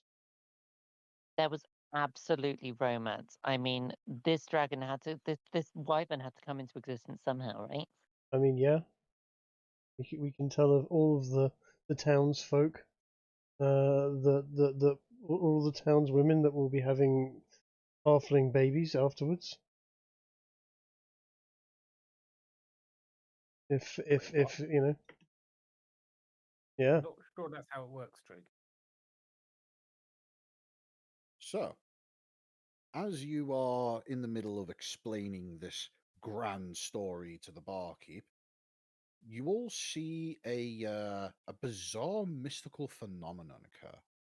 You witness as a kind of greenish and purplish portal of sorts rapidly appears in your immediate vicinity, and just a couple of feet away from the cart itself, rapidly transitioning over a distance of about 3 feet, and suddenly depositing a live Essig in front of you. Guess who's back? Uh-huh. Awesome. Essig. Dude. We were about to sell your shit. I guess we can't do that now. How are you back, dude? Kinda- Well done. I mean, impressive the way you tanked that blast. Thank you, thank you. I haven't My seen. heroic deeds of dying while slaying the wyvern will make an excellent song for me to start singing. I guess so. I guess so. Damn. Honestly, we were about to go and try and get you resurrected. How are you back? You mind me asking how you're back? I am Well, intrigued. I noticed that I'm short about 750 of my gold. They just kind of took it off my corpse. Ah. Yeah. Essig would wake up to the. Essig would have woken up to the same elderly dwarven priestess were hanging over his freshly wakened form and informing him that basically your friends brought you to this church to be resurrected, and shortly after depositing your body there and leaving to raise some gold, she was going through the process of preparing the body, checking over everything, and noticed that there were some rather heavy sacks lying on his waist, and discovered a shitload of gold pieces, and just figured, well, he confirmed um, in his speak with dead questions that yes, he would like to be resurrected, and figured if he complains about being brought back to life, then I don't know. She crossed that bridge when she got to it, Yeah. and so just went through with the resurrection and took the money off of the body in the process. What was with the purple stuff? Claire. It's my new spell. Ah. I figured some things out. I don't know when actually. Hmm. Um, the three of you who are here, roll me an Arcana check. Okay. I'm going to roll you an You would each have advantage on this. 20. Not bad. Advantage, yeah? Bo- yeah. Bobby and Cardgar would be able to recognize this as one of the spells that bards are able to learn, that being Dimension Door. Ah. Piper, as far as you're concerned, a demonic entity just spat your elven friend out in front of you using a weirdly coloured set of magical abilities. You know, it's almost a shame that I decided against getting a hold portal on last level up. Hold portal? What's The that? way, the one that prevents portals from opening near you. Ah, What a weird spell. Right. yeah, I've got to say that's the first time I've heard of that spell. It's like counterspell, but specifically for portals. Yeah. Why wouldn't you just get counterspell? I suspect that Hold Portal has the ability to be reaction cast on any incoming teleportation. I can't give you specifics. It's a holdover from second edition. That's all I can say. Ah. Oh, okay. I don't know how it works in fifth edition. But in second edition, I remember being in a campaign where it's like the big boss was trying to teleport bombs in on us, and the mage who'd had this spell since the start of the game just like, no, you can't do that.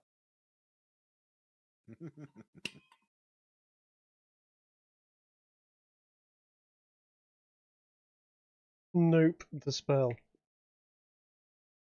So yeah, as this happens, the barkeep, who you were in the middle of regaling with an epic tale, he walks over to you, Essig, and he goes to offer you his hand, saying, "Well, sounds like old Yuli did the usual work and got you back on your feet. Good to see you back with the world of the living." Sorry, who said this? The barman. Yes, Yes.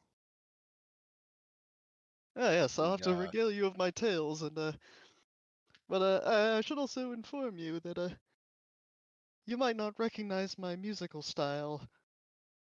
He pulls out his brand new instrument and taps his rapier against it in a vaguely familiar fashion.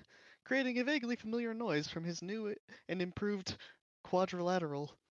A quadrilateral? Yes. I am not familiar For with that. Christ's sake, when you said that you wanted to change your instrument, for fuck's sake, Coatrack.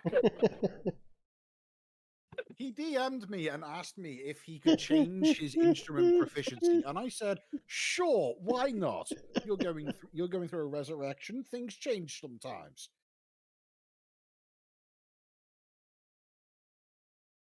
I like it. It has an entirely unique ring to it. Not like the old triangle.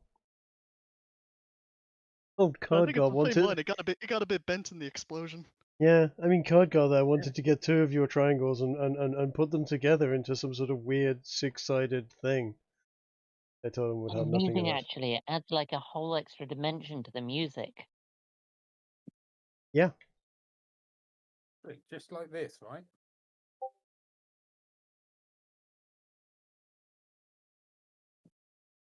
Exactly like that, yes.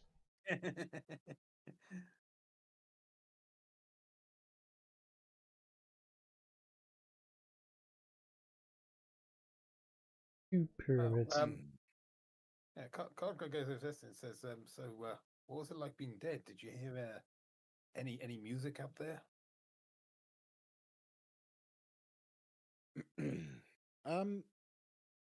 That's actually a good question. Coatrack, roll for me a mental check of your choice, be it wisdom, intelligence, or charisma. Roll for me, these dice is 3. Would this be a saving throw or just a normal roll? This is just a check. You're attempting to use the aspects of the soul, that being your intelligence, wisdom, and charisma. Oh, that's rather good. 25. So, upon being asked this question, your mind is pulled back to a series of bizarre, almost dreamlike experiences. You are able to recall some of the aspects of the other side. And what you are able to recall specifically is an experience of almost weightlessness. Like you were able to fly, but that you weren't truly devoid of physics.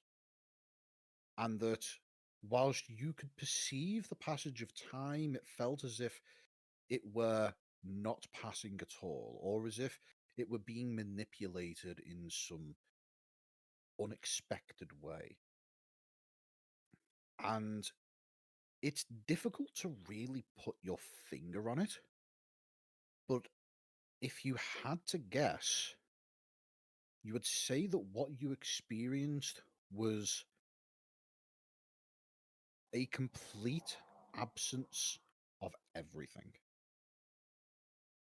Like being in a sensory deprivation chamber, only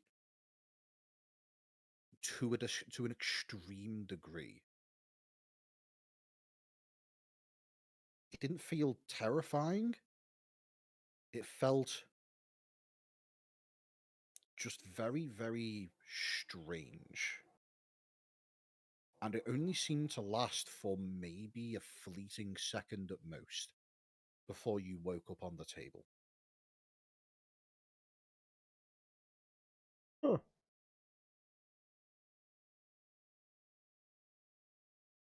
In response to your question, he spends a solid moment looking more contemplative than you've probably ever seen him. After all, it's not often one recalls being dead. I mean, not that rare, but not that often either. You know, most of us don't experience that, but some people do. And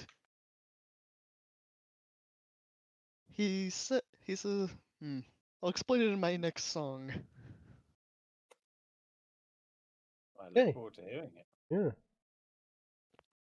Do you remember us talking to you when you were dead? What? Yeah, we had a whole conversation when you were dead. As far as Essig is concerned, he has absolutely no recollection of this. Did the whole Oh, speak by the with way- dead stuff.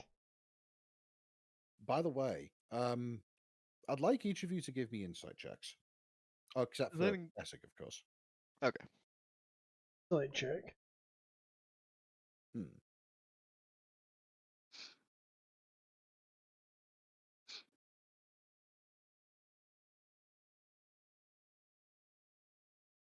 Six. 6 and proud. I have no idea. Hey, Trig, you and I rolled the same. Well, What's more is I have no idea that I have no idea. I am belligerently Lobby, as and far as you're uninsightful. concerned, as far as you're concerned, your friend Essig has just come back to you, and better still, it didn't cost you a penny. Well, that's my take. Yeah. Pretty sure I mentioned that they took my Cod- money. Yes, it didn't cost Bobby a penny. Okay, just making sure. Yeah. Yeah. Codgar and Piper, though, you are getting a slight hint that something's a bit off. That perhaps there's something that's bothering Essig, maybe. Or maybe it's just the fact that he's just been through a resurrection. You don't know. What's actually happening, however, is that when the soul is detached from the body and then flown off into the ether, only to be grasped by the power of a god and forced back down to its mortal form and reconnected and having the mortality aspects of life forcefully restarted like a car being jump started, it's a harrowing experience on the body, leaving it in a exhausted and quite frankly expended state. As far as you're concerned, Essig, you feel as though you have just run several marathons after having been beaten half to death. You are exhausted in every sense of the word, both physically and mentally, and frankly, it is taking every ounce of your willpower to remain standing at this point. You know, even though I didn't know that was going to be a mechanical thing, I was going to suggest that I was going to have him suggest anyway. Well, I'll just do it anyway now. But I think probably turn in for the day. Been a day. Yes. So much of a day. So very much of a day. For reference, by the way, Coatrack, Yes. you can currently consider yourself. You can currently consider Essig to be under the influence of 4 points of exhaustion right now. Oh damn. And just to be clear, we are using the 2024 rules of exhaustion, which are not the same as the original 5th edition rules of exhaustion, but still pretty crippling. For all intents and purposes, you can consider yourself to have a -8 to everything you do.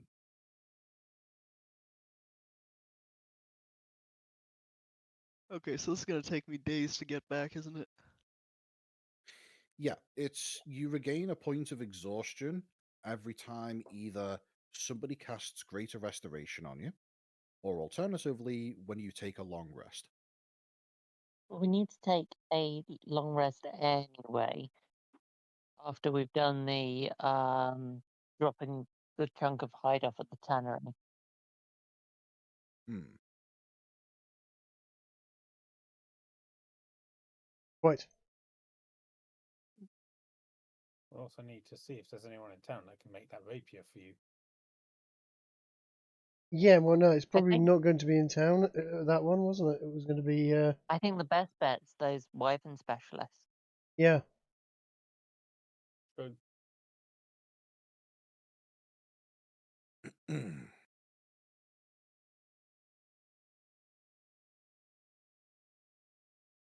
Yeah.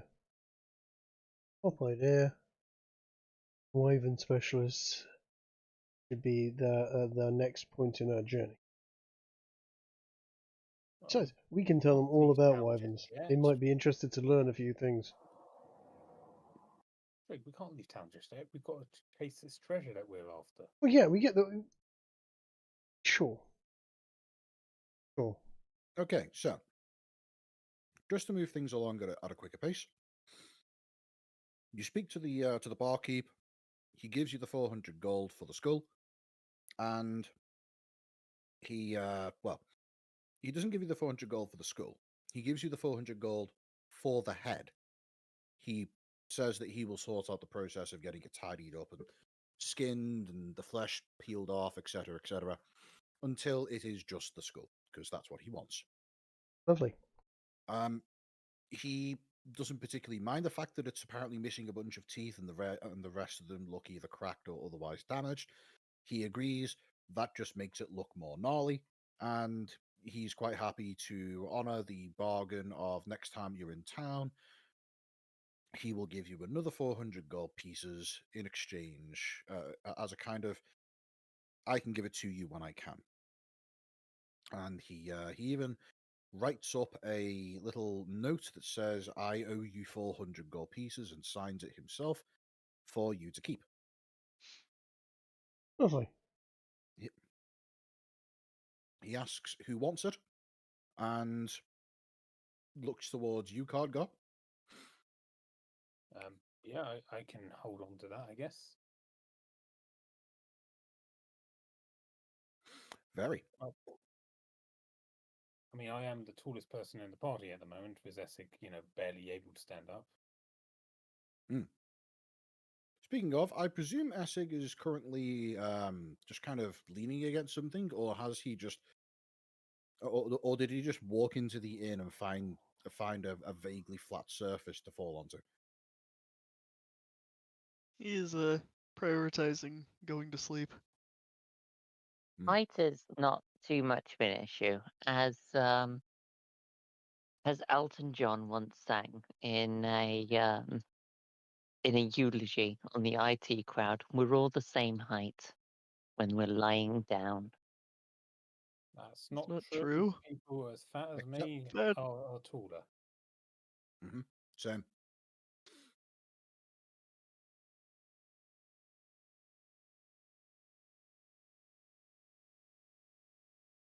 There you go. That's what I've added to my sheet. Shall we go collect whatever paperwork Trig needs for owning a gold mine from the mayor? We should. Right, so. Given that it is nearing midnight, I'm going to ask, do you want me to roleplay through this, or do you want me to expedite this? I am quite tired. I can go a bit longer, but not. But I have less than an hour. I'm going to be leaving for sure. But I think we also want to... Or like 45 minutes. Yeah, 45 minutes-ish I need to go. Okay. I think maybe we go quick then, but did we also want to bully a letter of recommendation out of him? I don't think we need to bully one, but we will certainly ask if he can get us an introduction to the royalty. As I said earlier, he'd probably be happy to give it to us if it means we're out of his hair sooner. Exactly, that's my expectation.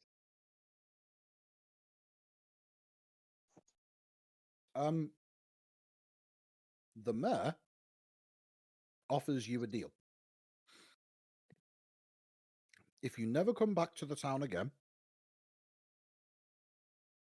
he will give you he'll give you a letter of recommendation that you should be able to use to either get an audience with the king or start off that process at the very least.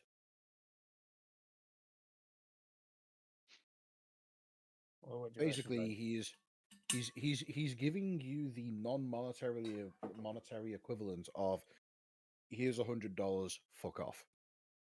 The thing is, if we own part of that gold mine, like, we can't exactly never come back, because otherwise we can't, get our... Yeah, that was my thought. Yeah. And, next time they have their AGM, like, if we're not there...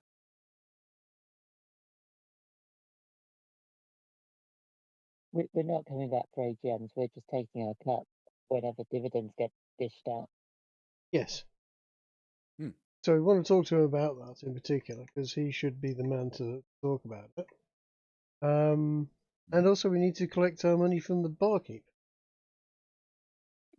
We're not going to make it We should a do that. a regular thing, however.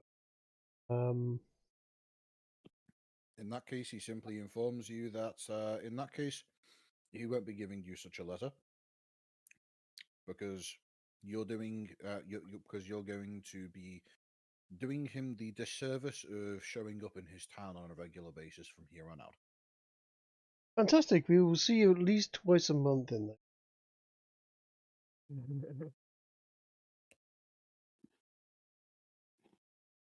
He hates you guys, and you there. don't. Like, well, we've given him the option. We might come back once a year or so, or we could come back, twice a week. His choice, really.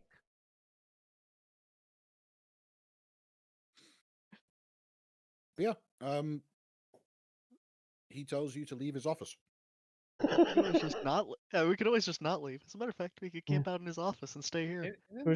You know what? I really like it here. Do you? Oh, Are there any property? Where would we go to buy property here?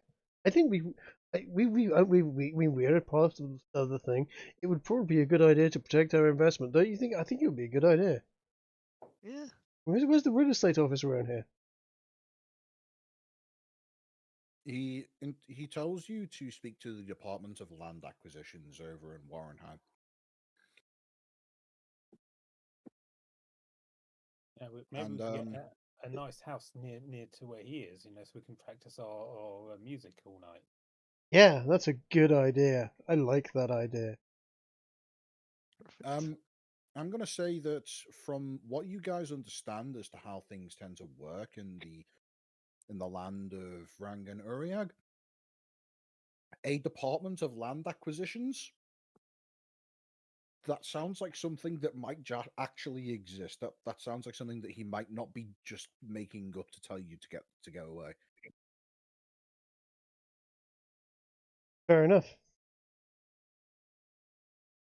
You also get the impression that he's very happy to be able to tell you to fuck off to Warrenheim in order to buy a house. Oh, you hear that? He's happy that we're coming back. Yeah, I know, right?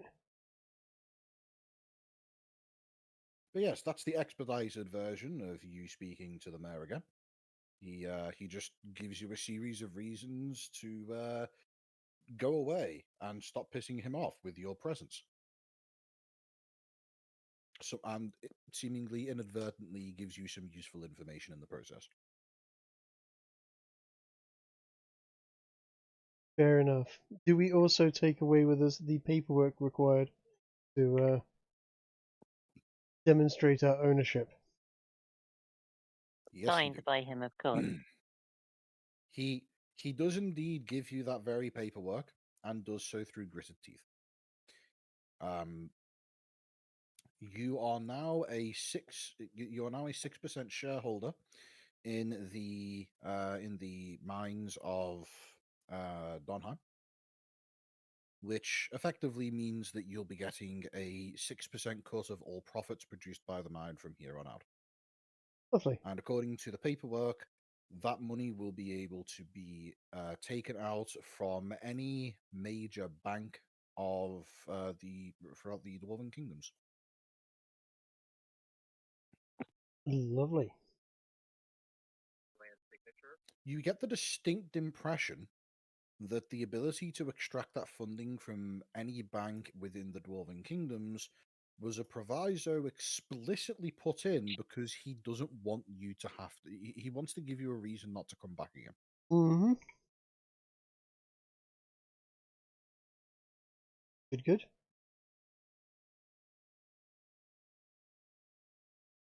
But with all of that said, that's your dealings with the owner of the town sorted.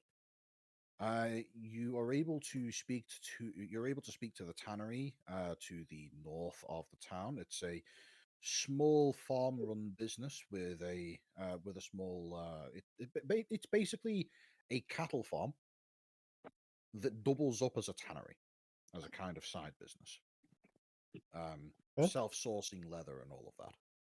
The owner of it is the head of a small dwarven noble family. Very, very. When I say noble, I'm talking like meets the bare minimum standard for nobility, aristocracy, etc.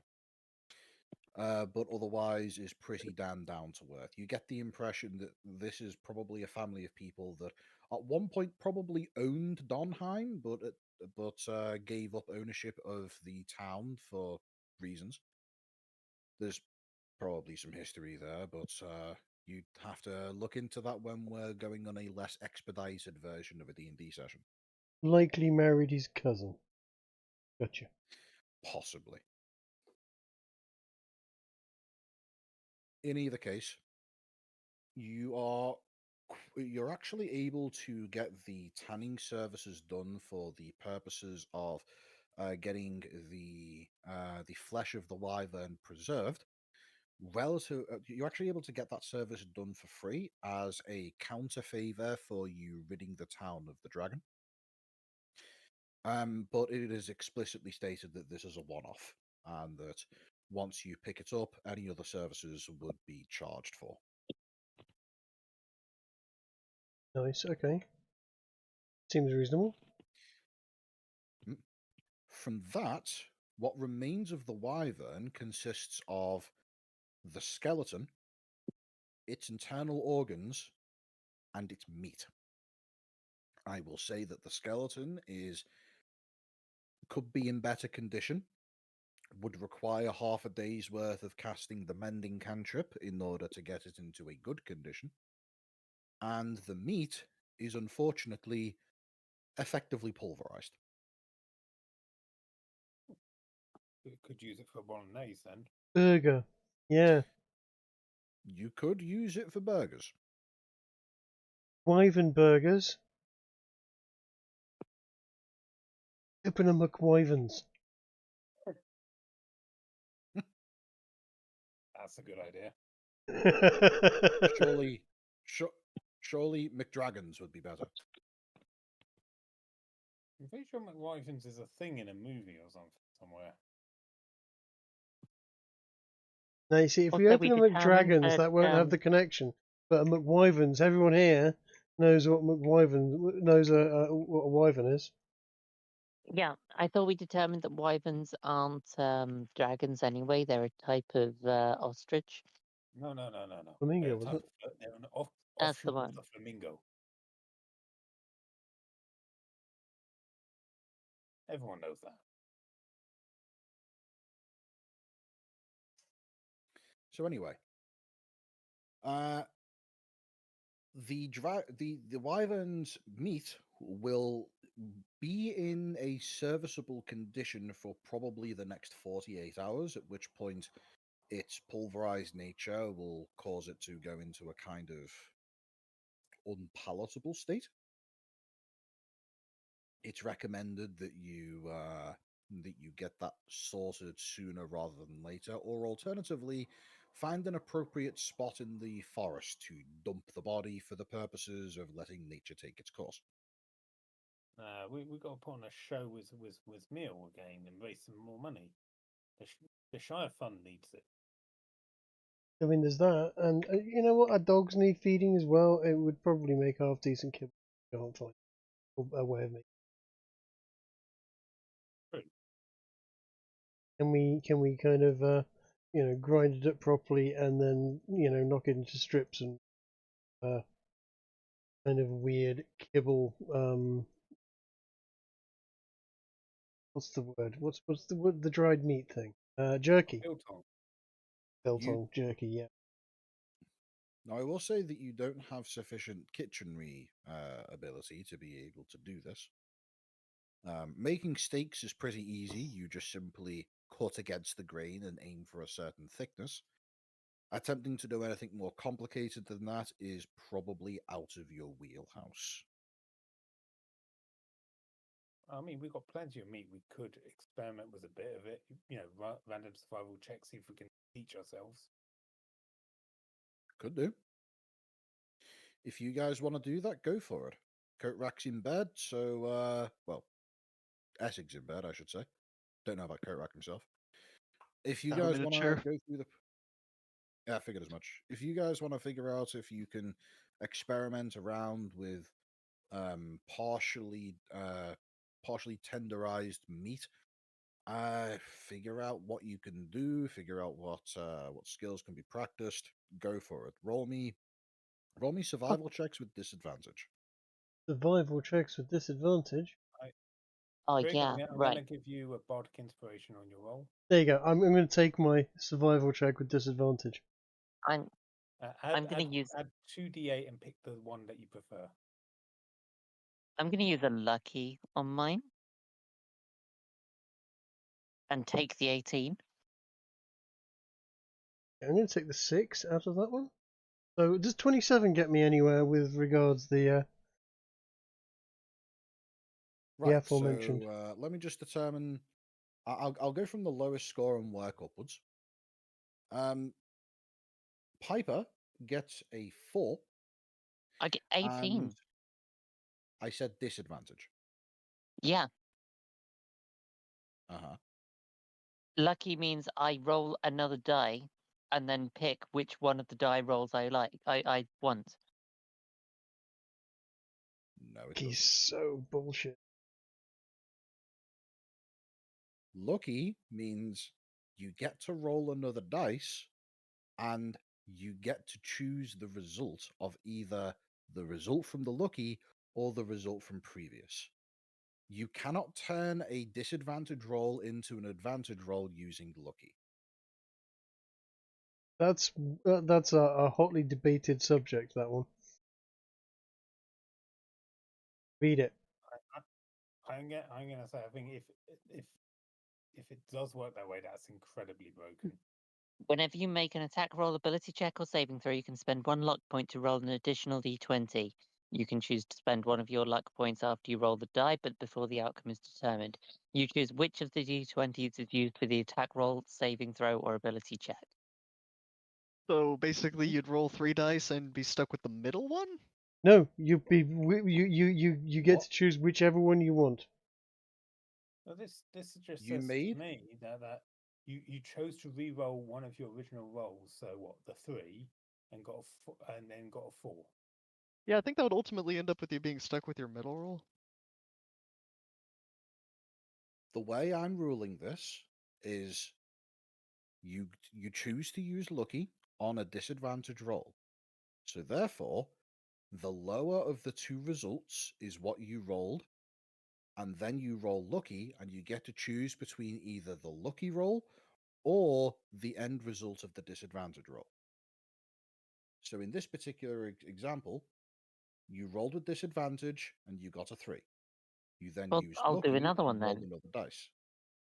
All right, go ahead. I get 3 luckies, right? Yep. You do. I'll take the 15. Yep, that works. Right, so as I said, we are going from the lowest roll 8. first. So Cardgar, with an 8, you are able to take a selection of this of this mostly pulverized, inconsistent quality wyvern meat, and you figure out that by just simply using a knife, you can just go at it for a bit longer in order to get it into what effectively amounts to chunks, which could be stewed. With a 15, Piper is able to figure out that by using a knife to more effectively cut into the grain of the larger pieces, you can make mini steaks that would make for some rather appetizing bite-sized pieces for like tapas and things of that nature.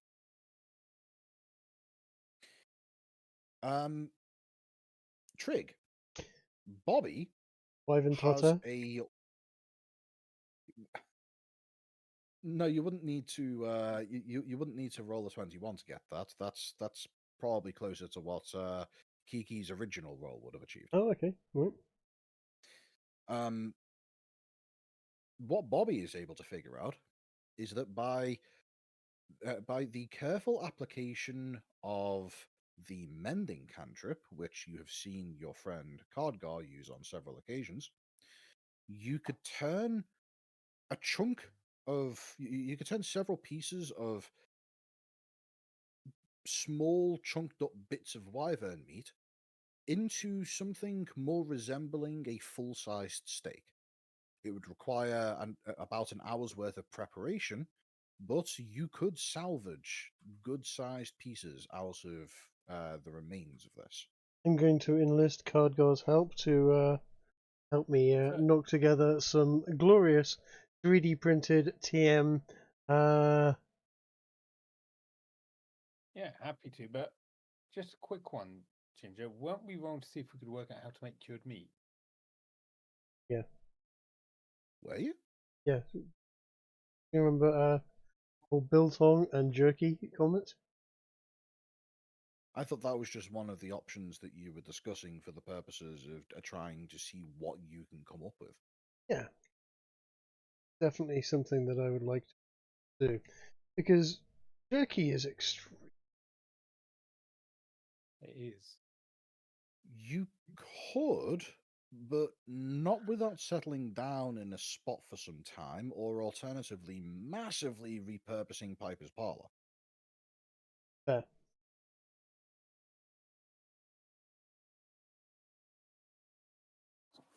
So well, Bobby does know how to do it. He just doesn't have the space right now. The time and ability, yeah. Yeah, the primary restriction on preserving meats through the process of jerking or smoking typically just requires a lot of time during which you can't really move the material. It Do you have requires to like hang it up on a clothesline or something? for all intents and purposes, yeah. Kiki, couldn't you use It's like an unseen servant in your parlor to just work on this while we're doing stuff? Possibly. I'd need to recast it every hour, though. well, you wouldn't even need an unseen servant. The problem is the parlor is currently chock full of amenities that make it a nice bedroom. I think a jerky preparation station and bedroom are incompatible concepts. Especially if you're going to keep Honestly, dogs in there.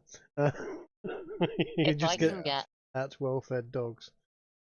if I can get enough to have another one, I would quite like to have one the same size as the walk-in refrigerator. That's a good You idea. absolutely could do that.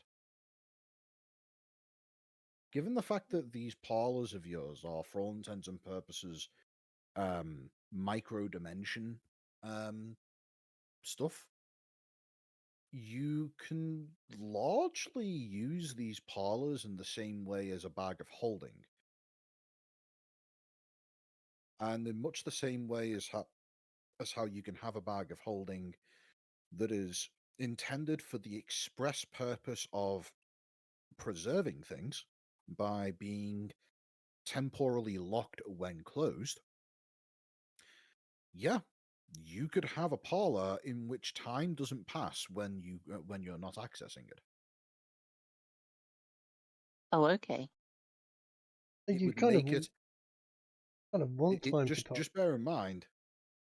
Just bear in mind, if you were to, for example, create a time locked parlor, walk into it and close it whilst you're in there,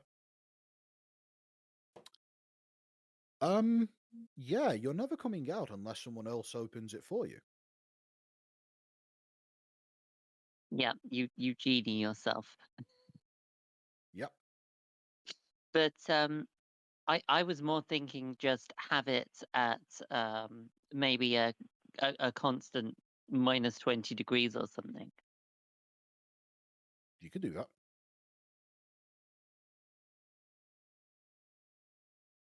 Typically, typically bags of holding and micro dimensions are that they have to be crafted down to the ambient energy level.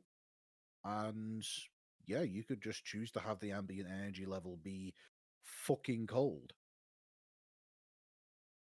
Low energy.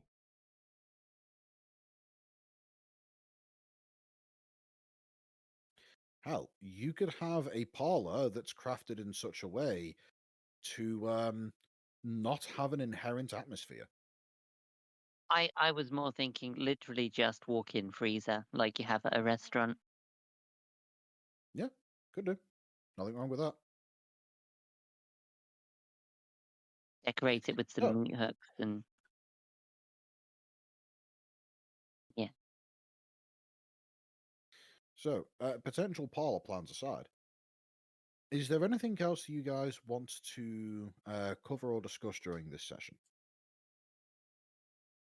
Oh.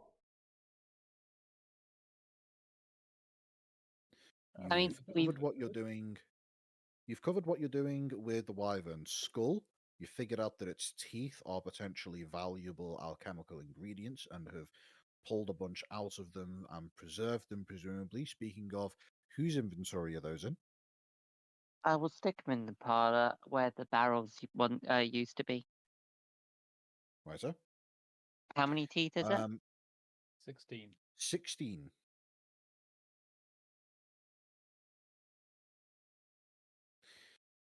You have decided that the skeleton isn't worth keeping and presumably are going to, I don't know, just dump it in the forest.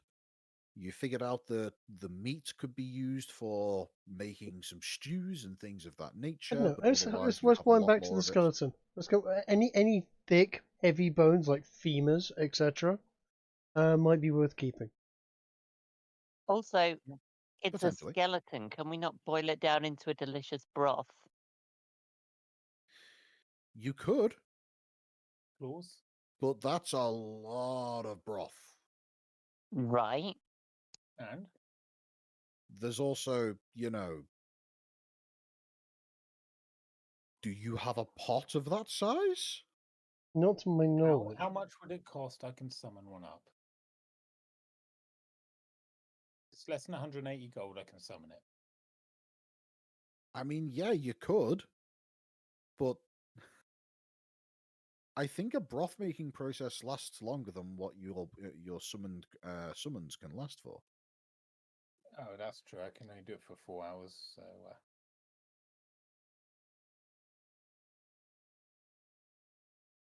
Are there blacksmiths in this town? Sure, we could commission a big pot if one doesn't already exist somewhere in the town. There is a blacksmith, and it will. If you ask him if you ask the local blacksmith to commission you a pot of sufficient size, and I'm talking like 6 feet across, he will laugh and think you are telling a bad joke. Okay, all right. This is a gold mining town, yes? Yes. So presumably they also refine the ore into gold, yes? They do. Blacksmith So isn't in charge of that. All right, no, that's fair. That does mean that somewhere in this town is going to be industrial-sized crucibles. We just need to borrow one of those. That'll be big enough. That's not the case.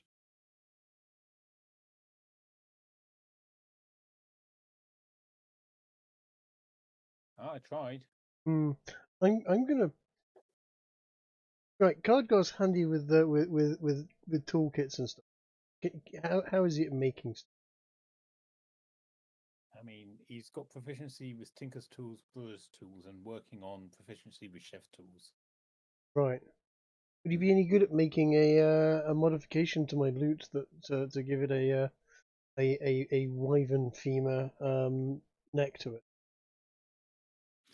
That would come under the purview of Tinker's tools, I think. If as long as you're willing to help him, that he is proficient, but it is a dex-based skill. Absolutely. So maybe you helped get him advantage. Of course. I've lost advantage. Not advantage. Thing. Inspiration. Thing. Bardic inspiration, yeah. Can Yeah. I just add my brain just went completely blank. Oh, can I make use of mending to increase the chance of success of this? Absolutely, you can. Yes. 12 plus 1d8. Yep. That's a 1d8. That's a 20. It's a 20. Plus what? Well, however much the mending will add to it. the mending doesn't add to it, but it does lower the DC. And by adding all of those factors together, you are absolutely able to upgrade his loot into a Wyvern femur loot. The results of the results of your efforts are not better from a musical standpoint, but it looks pretty fucking rad. Most importantly, does it now menace with spikes of Wyvern claw? If you want to, you can, but just simply adding oh, You know a what? You know, wyvern's femur doesn't have claws coming out of it. You have to No. understand this. but it does have like sort of where you tighten the strings. We could maybe put a little sharpened wyvern bone on there and stuff. Knuckle bones. Yeah, something along those lines. Knuckle bones. What Actually, I I- quite like that. What I was thinking was give me just a moment. Yeah, while you're looking up, the whole menace with spikes thing is a Dwarf Fortress reference. For those who don't know. Uh-huh. I'd not played Dwarf Fortress. In Dwarf Fortress, whenever the dwarves get like an inspiration to create something, it's randomly generated, but it almost always menaces with spikes made of something. Fair. It was a bug for the longest time that I think's become a feature. Yeah, those sorts of things are usually end up being fuck it. We'll make people like that. We'll keep. Also, dude, you've never played Dwarf Fortress. Never played Dwarf. Oh, you're missing out. Apparently.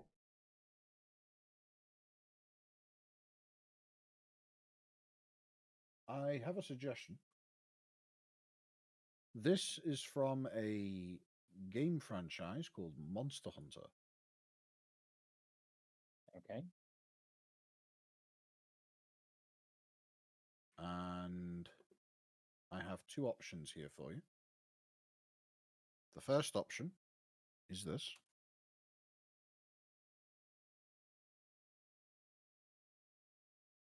Bloody hell, what the Second hell option is that? is this.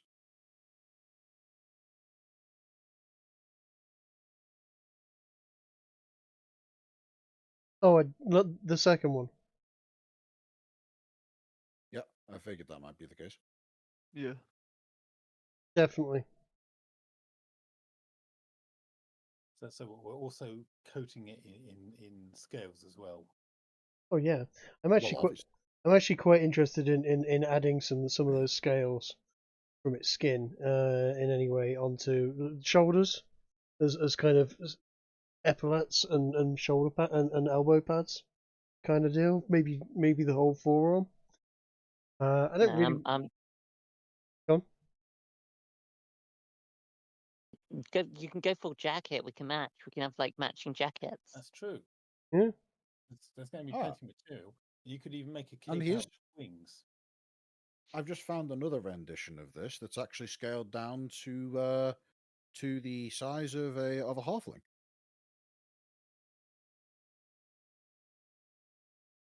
I don't know. It looks a bit big still. Yeah, true.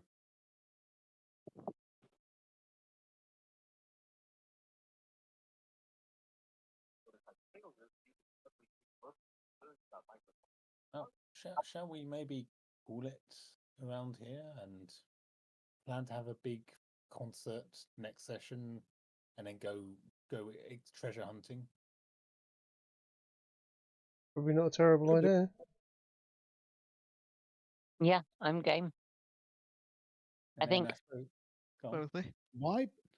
Why don't we say that over the course of the next session, between now and the next session, I should say, you guys figure out what it is that you're going to be doing with the 72 hours worth of downtime that you have to account for the massive amount of trauma that Essig is going through after having experienced the resurrection.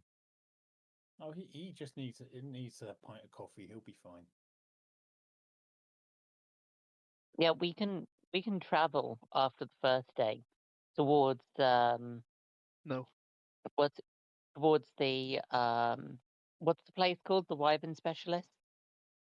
Surely we want to seek in out the disagreement. treasure in Donheim before we go to Nordshire.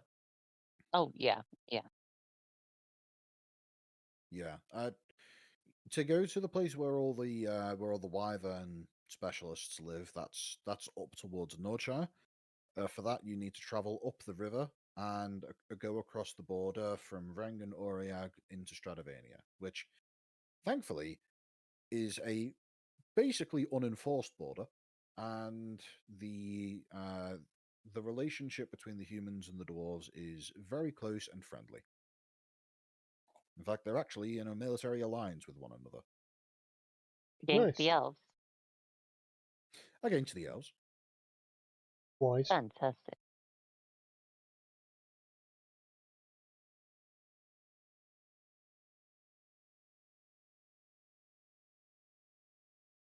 Okay. Well, okay then.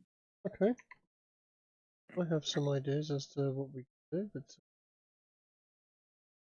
we've all done our level ups. Done that. Glorious.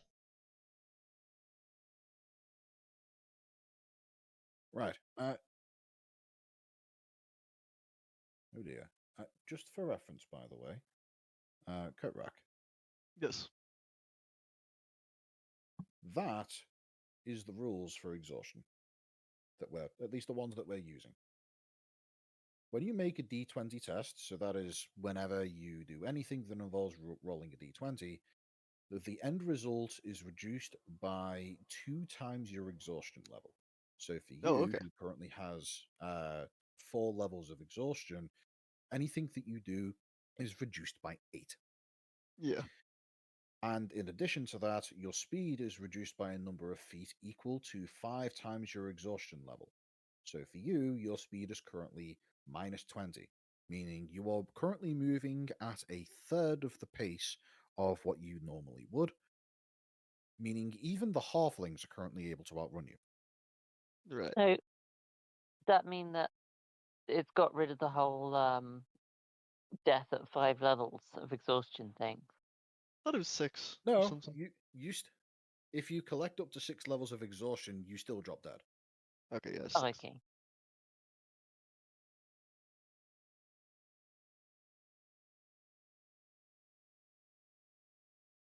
But yes, this So is you much can still easier to kill keep track people. of. Yeah, you still can kill people by forcing them to collect points of exhaustion, which you can do by forcing them to never ever sleep. Yeah. All you need is maybe a party of bards who can cast message.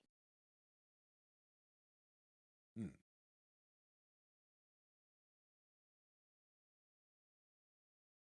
How would hold on. How does that work?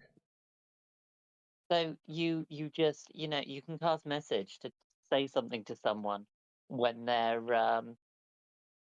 and they will hear you, regardless of distance. So you can Oh, you're not thinking of message, you're thinking of sending. sending. That's the one. So you use sending to just scream at them every 10 minutes so that they can't get any sleep. Oh god. And Whoa! of course you can't do that on your own because you yourself would then also accrue those levels of exhaustion. There's a So way to do this. you You you've glyph got to take it in awarding shift. you glyph awarding the spell into spellbook so you get a lot of them, and then use an unseen servant to just keep casting it while you're asleep for you. I mean, sending is a high level. It's always a level 3.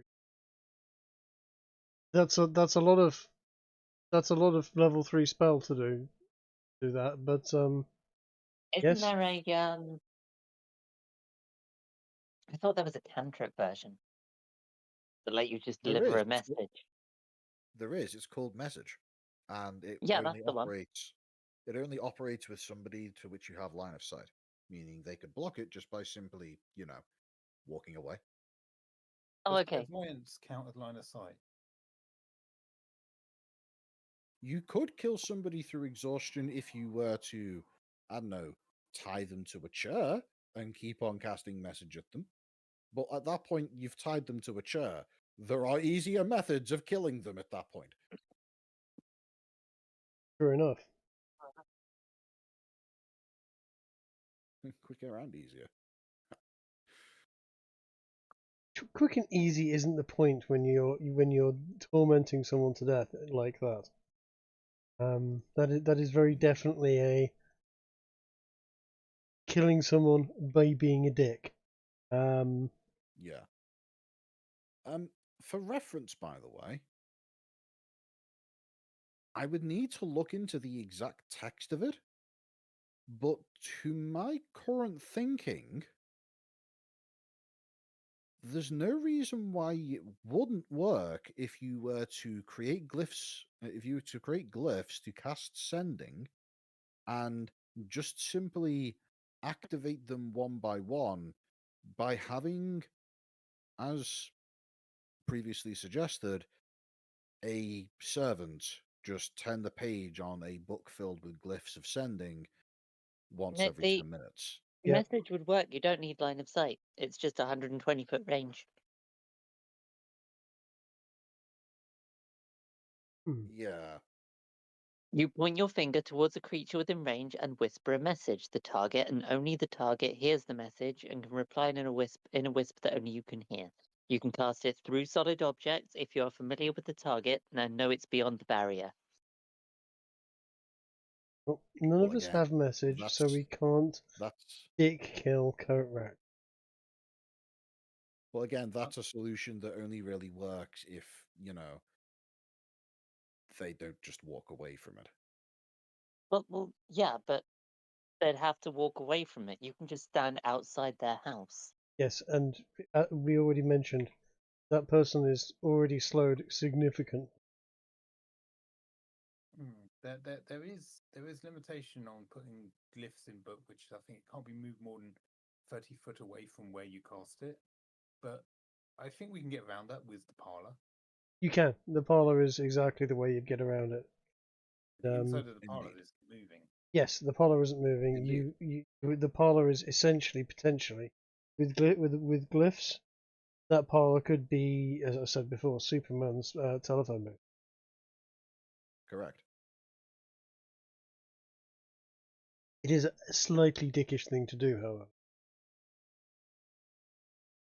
That's the kind of thing that I will say you can do it, but I will only allow it once in the campaign. So choose your time to pull off bullshit of that caliber carefully. Also, Well, the setup remarkably will expensive. take a while. Yes. Also, Ginge, you've got this the wrong way around. Allow people to do it, but if a player does that to you, that's carte blanche for you to do it back with your villains. Yes, it is. There is also that. But I will also say that if this campaign devolves into a let's see who can skirt the rules of D&D the most in order to fuck off the other side of the game, the campaign won't last long.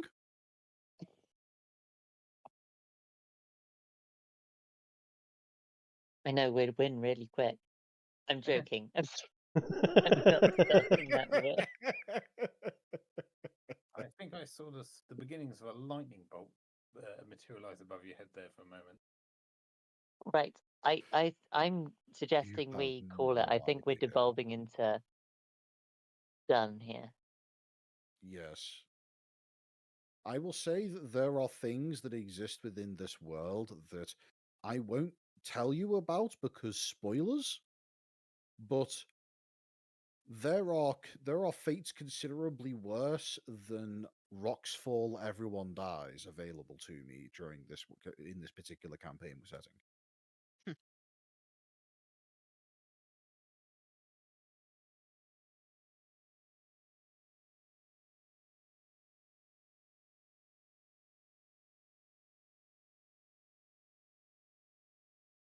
Right, well, shall we So- wrap up?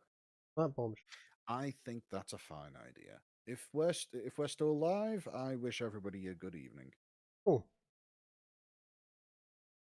I will help us.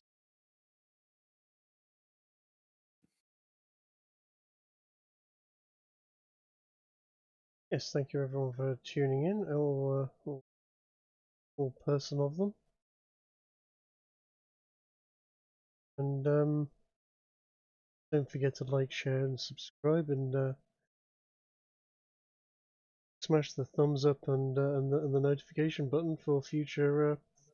No one watched it. Fuck it. Yeah, that was fun. But we'll end it here. Actually, that's not true. We had 2 concurrent video viewers.